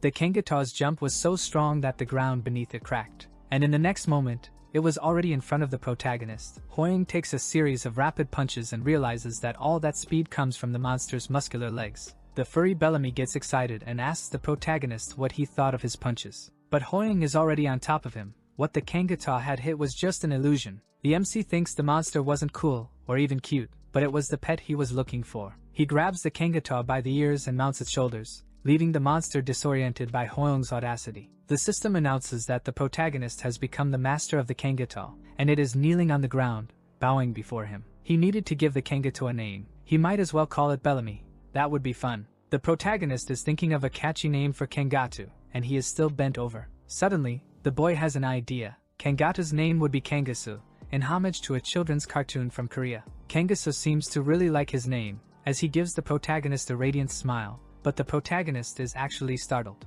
Maybe he should look for a cuter pet, and at that moment, Kangasu starts shining brightly. The protagonist's vision is blurred for a moment. The light is so intense that it illuminates the entire area where he was. When the MC is finally able to look at where the light was, he is amazed. Kangasu had turned into a mini version, super cute, resembling a small rabbit, making the protagonist emotional with so much cuteness. Time was up, and the 7th floor mission had finally ended. Back at the tower's lobby, everyone is looking at the ground. Isekai is in awe while the others are confused. They were all looking at the miniature Kangasu, making boxing movements and asking if he was a kangaroo. The protagonist asked them to greet Kangasu, and the pet gives a salute. Juno asks what was going on. The protagonist explains that, somehow, he had acquired an additional class and was now a tamer. Juno finds it odd that Hoyoung said he had received this class. Somehow, the protagonist becomes alert because that excuse was too flimsy for anyone to believe. Juno says that he believed having only one class was really too little for someone like Hoyoung. Everyone starts congratulating the protagonist and saying it's what they expected from the almighty Hoyoung. Someone like him really should have at least 2 classes. They all start calling him Almighty Hoyoung, and someone tells Kangasu that it's a pleasure to meet him. Kangasu starts wondering if he's in some kind of cult where everyone worships his master, and is totally confused. With the pet in his hands, the MC asks everyone if they managed to upgrade their equipment. But most of them don't even respond to that question and look depressed. It seems things didn't go as expected. and he even had the feeling this would happen when they started falling behind. The protagonist hears a laugh and looks to the side. Yongwoo was carrying a new backpack, and the system says it's a high-level leather backpack. He remembers the situation with the fairies when Yongwoo ended up with one of their hammers and wonders if the hammer helped him find crystals more easily. Based on the information from the guide, he had succeeded in upgrading the backpack 3 times. The protagonist pats Yongwoo's head and thinks that he is much smarter than he seems. Even Kangasa praises him. Iseol approaches the protagonist and asks if he hadn't upgraded any of his items. Hoyoung then shows his sword and armor, which are now of unique class. He strikes a pose to show off the items to everyone, and they start praising him even more. The protagonist is loving all this attention, while Soyun is trembling with anger because she didn't get any crystals. At that moment, the protagonist still had no idea what would happen to them in the future. Everyone was still praising the protagonist, calling him almighty, when suddenly, the torches in the lobby go out. Everything goes dark, and the players, realizing the darkness, begin to get nervous. A voice emerges, saying that they seem much better after some time apart. Hoyoung and Seoyeon look to the side, recognizing the voice. Slowly approaching them was none other than Sniffles, saying they'd had quite a comfortable time since he left. Everyone is staring at Sniffles, nervous about the next mission he would give them. Sniffles says he has prepared a little event for them since they seemed quite bored. Fake Yujiro immediately asks what kind of nonsense he's going to make them do now, and the protagonist finds it all very sinister. Sniffles' hands start glowing with red flames, and he says they must have had moments when they wish they had someone else's abilities. The players realize he is about to do something. With a wave of his hands, Sniffles sends several red fireballs toward the tower's torches, lighting up the area again. To satisfy those desires they had, he specially prepared this event. Sniffles' arms are open, and there are other people behind him. A group of people, including a man with a mustache and short hair, stood before the protagonist and his group. With a disturbingly pleased expression, Sniffles yells for everyone to enjoy this event to their heart's content. The system announces the event mission. They have to kill players from other areas, and the reward is a portion of their abilities. The protagonist is scared when he reads about the mission and thinks that he knew things were too quiet. He looks at the enemy group and thinks that he doesn't know their personalities, but normal people would prefer to avoid situations involving killing others. When he thinks about convincing the enemy group not to kill each other, Seoyeon already raises her weapon beside him. He looks at the raised weapon, and the enemy group already summons their weapons. The protagonist shouts at Seoyeon, but she is no longer listening to him. Her eyes are fixed on the enemy group. The protagonist feels frustrated. He thought there was still a bit of humanity left in her. He had forgotten that she was the assassin. Everyone there had their weapons in hand, except for the protagonist, and Sniffles was standing between the two groups. The enemy, whose name is Choi Gangdu, shouts, asking if the fact that they have their weapons pointed at them means they want an all-out war. The protagonist wonders if, in the end, they will have to kill each other the way the tower wants. Sniffles puts his hand to his mouth in an ironic gesture and tells them to do their best in this fight. Everything was set. Sniffles would take everyone to the fighting stage. He hopes everyone enjoys it. The protagonist opens his eyes and realizes he is lying in a bed. The system sends a message to all players. Anyone who doesn't move to another room within 10 seconds will die. Some are anxious, and others are preparing for the worst, and the protagonist gets up from his bed. The protagonist runs as fast as he can, and the 10 seconds start counting down. He grabs a door handle and opens it carefully. Then he goes to another room, number 304, and opens its door at the last second. The protagonist enters the room, and someone says they have a visitor. A man with a mustache is sitting at a table with a glass of water in front of him and asks the protagonist to sit as well, calling him by name. Sangdu is from the commander class and is at level 25, much higher than even the assassin Seoyeon. This guy must be very dangerous. The notification said that if the players didn't change rooms within 10 seconds, they would die. This was a trick by the tower itself to incite confrontation between rival groups of players. If they encountered an opponent in a state of high anxiety, there was a good chance they would end up fighting each other. However, there was something else. Sangdu apologizes for not having anything better to offer than water, and the protagonist wonders why he's so calm. Just the thought that he understood the MC was the group leader despite his level made Hoyoung nervous. This guy wasn't a normal person. Sangdu says he has no intention of attacking. If his group wants to fight, then there's no choice, but they prefer to avoid bloodshed, if possible. The MC responds that they don't want to fight either, but maybe he forgot to tell Seoyeon that. Sangdu says that much blood has already been spilled so far. He is trembling and says he doesn't want to get caught in the tower's vile schemes and lose more teammates. The MC remembers his own words when he said he wouldn't be deceived by the tower anymore, and the other players said they would help him. Maybe Sangdu is also just another victim of the tower, desperately trying to protect his companions. Sangdu continues and asks if the protagonist feels the same way and if he wants to cooperate with him, to which Hoyoung responds affirmatively. But even if the two of them work together, their teams are separated, so how will they tell them about their plans? The protagonist checks Sangdu's status and realizes that he has a skill that could help them mediate the current situation. Sangdu says he has a way to do it and talks about his ability, which is telepathy. If the protagonist can guarantee that no one from his group will attack Sangdu's group, he will tell his companions not to attack using telepathy.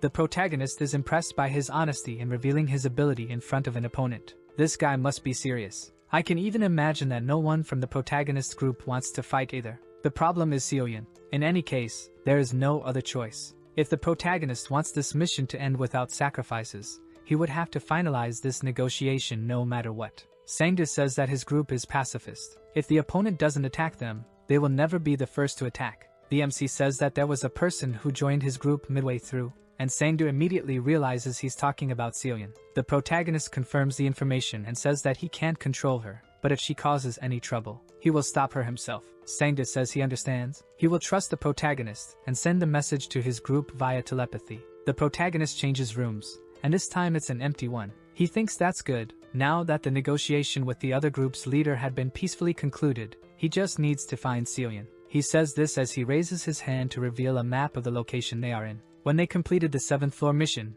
the MC already had more than 50,000 gold, and was able to buy a random skill box from his shop. The shop was already at level 5, so he had access to things others didn't, and a very convenient skill appeared for him. The skill was the minimap, which allowed him to see players within the minimap from where he was. This skill is almost a cheat, it's so strong. The mission location was a small hotel with 5 floors. The good news is that everyone was safe for now. He starts looking for Seoyun and finds her in room 505, on the 5th floor. Suddenly, the protagonist hears something that scares him. He looks back and then at the map again. The red dot that was in the same room as Seoyun disappeared from the map. The system notification pops up again, saying they needed to change rooms immediately within 10 seconds. The protagonist rushes to the 4th floor, where Seoyun was. Before the 10 seconds are up, he finds room 401 and opens the door. One of Sangdu's allies is on the floor, and it's already too late for him. The protagonist is filled with rage. He rushes at Seoyun, grabs him by the shirt, and calls him a bastard. Hoyoung asks what he had done, reminding him of the trouble he went through to negotiate with Sangdu. Seoyun is very confused and asks what the protagonist is talking about, saying that the other guy was the one who attacked first, yelling for him to die. The protagonist doesn't believe Seoyun and still has his hand on his shirt, pulling at his collar. The system notifies him that the assassin can see how many people someone has defeated. The protagonist realizes that this is the description of one of the assassin's skills and wonders why this information suddenly appeared to him. At that moment, he thinks about Seoyun and her posture when she saw the enemy group in the tower's lobby. Did she see someone's counter in Sangdu's group? Seoyun shouts that he's telling the truth and asks if the MC doesn't believe him. The protagonist lets go of Seoyun's shirt and realizes Seoyun had seen Sangdu's kill counter before the mission started. Now the puzzle was starting to make sense to the protagonist. Sangdu is holding a wine glass and says it was an interesting coincidence that they met again. He asks the protagonist to come in and sit down. The MC asks if he really thinks it was a coincidence. Hoyoung draws his sword and says he already knows everything, so he tells Sangdu to stop pretending to be ignorant. He calls Sangdu an assassin, which grabs Sangdu's attention. He smiles under his mustache and then begins to laugh quietly, which leaves the protagonist confused. Sangdu sticks out his tongue and makes a psychotic face, almost as ugly as Junsung's, and says that the MC's skill is very interesting. Sangdu had really been hiding his true face, and the MC's hand starts trembling with anger as he holds his sword. The MC asks why Sangdu sent his companions to kill the others if he was so greedy. If he killed everyone, he would gain many more skills. Sangdu throws the wine glass at the protagonist and responds that it's because when his army gets stronger, it's the same as him getting stronger. The protagonist slices the glass in half and senses Sangdu's allies attacking from behind. The commander charges forward with his axe to attack the protagonist. He yells that the MC is alone and asks if he really thinks he can handle him and the entire army. The axe comes crashing down with all the force of the man, then a loud sound occurs. There is a mini explosion in the room where they were. The protagonist says that it's all a pity. The dust settles, and Sangdu is confused. Kangasu is staring at him with smoke coming out of his mouth, holding an axe in one hand. The protagonist also parries the strike from the other 3 men who were in the room with him and the commander. He and Kangasu are ready to fight, and the protagonist says he is not alone. The commander is confused and asks what that thing was. He calls Kangasu ugly, which deeply offends him, causing the veins in his neck to bulge with rage. The protagonist says he can't deny it, and Kangasa looks back at him, shocked. The man says that the more he gets to know the protagonist, the more interesting he seems. But there were only 2 of them, so they wouldn't be able to defeat everyone there. The protagonist says this is going to be easy. He and Kangasa charge together into the attack. With one strike, he hits one of the men in the stomach. He wants to take down the weaker ones first. A guy with a spear lunges at the MC, but he notices the attack, and a tail restricts his movements. As he tries to understand what happened, the protagonist kicks him straight into the room's wall, knocking him out instantly. He approves of Kangasa, and the pet gives him a smile. The Wolverine wannabe attacks Kangasa, but he notices and immediately punches him so hard that his face ends up flatter than the earth. The man is sent flying with the punch and also loses consciousness. Kangasa says the Wolverine wannabe's movements are too exaggerated. The protagonist looks at the commander and asks what he's going to do now, seeing as the army he's so proud of has already fallen. The man is trembling and says this is absurd. How were his allies defeated so easily? But he doesn't understand why the MC didn't send them to the afterlife. The men are getting back up to attack again. Sangu returns to his psychotic expression and says that the protagonist has a very soft heart. The 3 attack simultaneously. This time, their blows land on the MC and his pet, and the commander asks if he thinks he can survive in the tower with that attitude. Sangu had made his move and landed a direct hit on the protagonist. The exchange of blows is so intense that the furniture and walls are cut through by the force of the battle. The MC asks if Kangasa is okay, and he responds that he is. Then Hoyoung starts wondering how they suddenly have so much energy, as he didn't see any healing abilities being cast on them. But then he looks more closely and realizes what really happened. The bastard had burned his companion's life force to force them to awaken. Hoyoung was tired and injured, holding a wound on his chest with his hand, bleeding heavily. The man confirms that the MC was right and that all their stats had been doubled in their current state. He asks the protagonist what he thinks now. The men are looking quite intimidating. The MC says they will die if he keeps draining their life force until the end. Someone like Sangu, who treated his comrades as disposable, dared to pretend he wanted to protect them. Sangu tells the protagonist not to look at him like that. After all, his life is the most important thing. The man charges into the attack and accuses the MC, saying he wouldn't have gotten this far without blood on his hands. Hoyoung blocks and pushes Sangu away. He confirms that the commander is right. He is no saint or hero. But if there is a way to save one more life, he will continue down that path, because that is the path a human would take. That is why he doesn't want to kill any of those men. But if he doesn't do it, his comrades will be in danger. The protagonist says he needs to harden his heart, and begins to summon a gigantic blue aura. The man is startled and realizes there's something different about the protagonist. He activates his impeccable senses ability, and once again, the ground turns blue with his skill. The 3 attacks are about to hit him at the same time, but Hoyoung doesn't panic. With an extremely fast movement, he dodges all the blows and is already behind the 3 men. Then he makes a horizontal motion and shouts as he charges towards Sangu, who screams in desperation at the protagonist's strike. The blow hits Sangu diagonally, making ketchup spill from his chest. The axe lies broken on the ground, and someone laughs. Sangu is kneeling on the floor, saying he's really unlucky. I thought he was lucky to still be alive. I thought the protagonist was going to send him to hell. He didn't expect to encounter someone as monstrous as the protagonist, even though this wasn't a main tower mission. For the commander, his companions were nothing more than pieces he could use and discard at any moment. He begins to fall and thinks that maybe he was wrong about that. Kangasa lets out a victory cry, and the protagonist just looks back. The system announces that Hoyoung was absorbing a portion of his opponent's abilities randomly.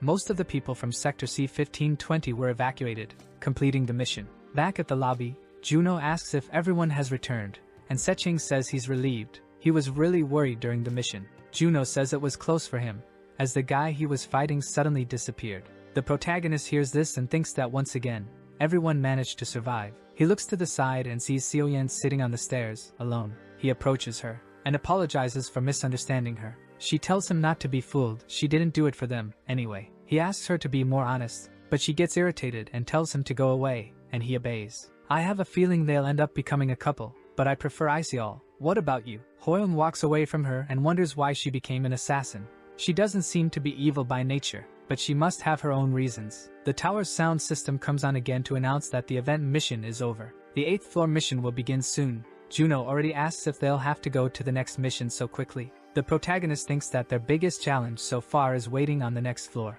The attributes he struggled so hard to increase received a small boost after the fight he had. The protagonist gained 5 agility and 3 strength. A fight that depends on having more attributes can be overturned at any moment. He remembers his speech about saving other people's lives and thinks that if he were weak, what he said wouldn't have any value. He doesn't deserve to say those things right now. What he needs to focus on right now is simply improving his skills. The 8th floor mission was the renewal of eligibility. Everyone is already gathered in the area, waiting for information to complete the mission. The protagonist is at the front, with his sword in hand, ready for the next battle. Everyone is standing before a statue of a man wearing armor and holding a sword, and there are many people besides the protagonist's group in the place. Juno asks if that was what he thought, and the protagonist confirms, saying that everyone there is a gladiator. Not to mention, there are some people the protagonist noticed who are really strong. A window appears in front of everyone, and they already summon their weapons. A silhouette appears, and someone asks if it's Sniffles, who is now called Kumkum, but the protagonist realizes it's not him.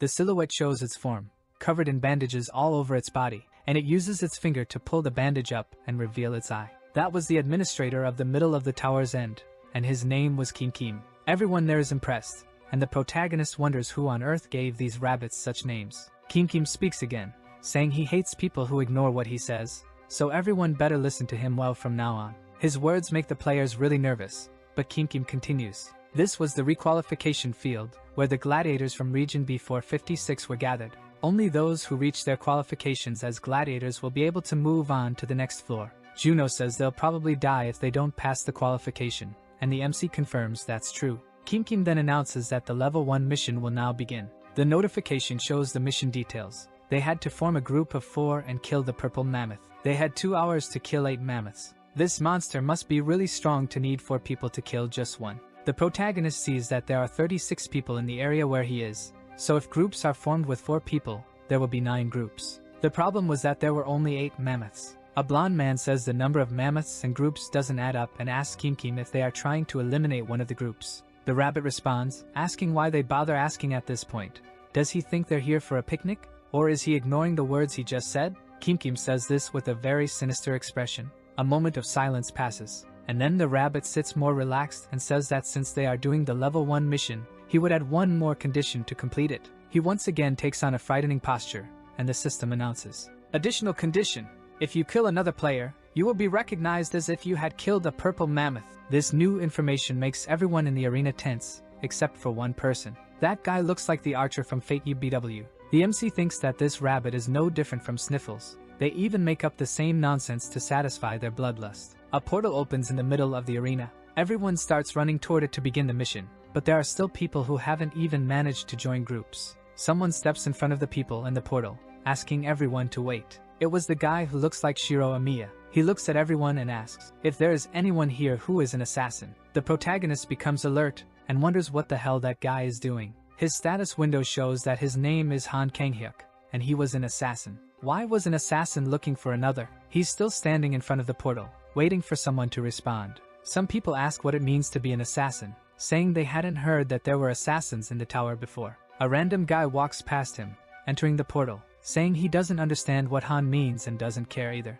The others also start running after the guy who entered the portal. Everyone has already gone in, and Han says he thought there would at least be one assassin in the arena where he was. He looks back and sees the protagonist's group. Han asks to join their group, and a girl standing behind them also asks to join. He looks at the group, but one of his eyes is closed. The MC's group is running through the area looking for the mammoth, and the girl thinks she's lucky, because all the guys in her group are really handsome. The protagonist ended up accepting the 2 into his group since they were the only ones left. In the end, it was even better.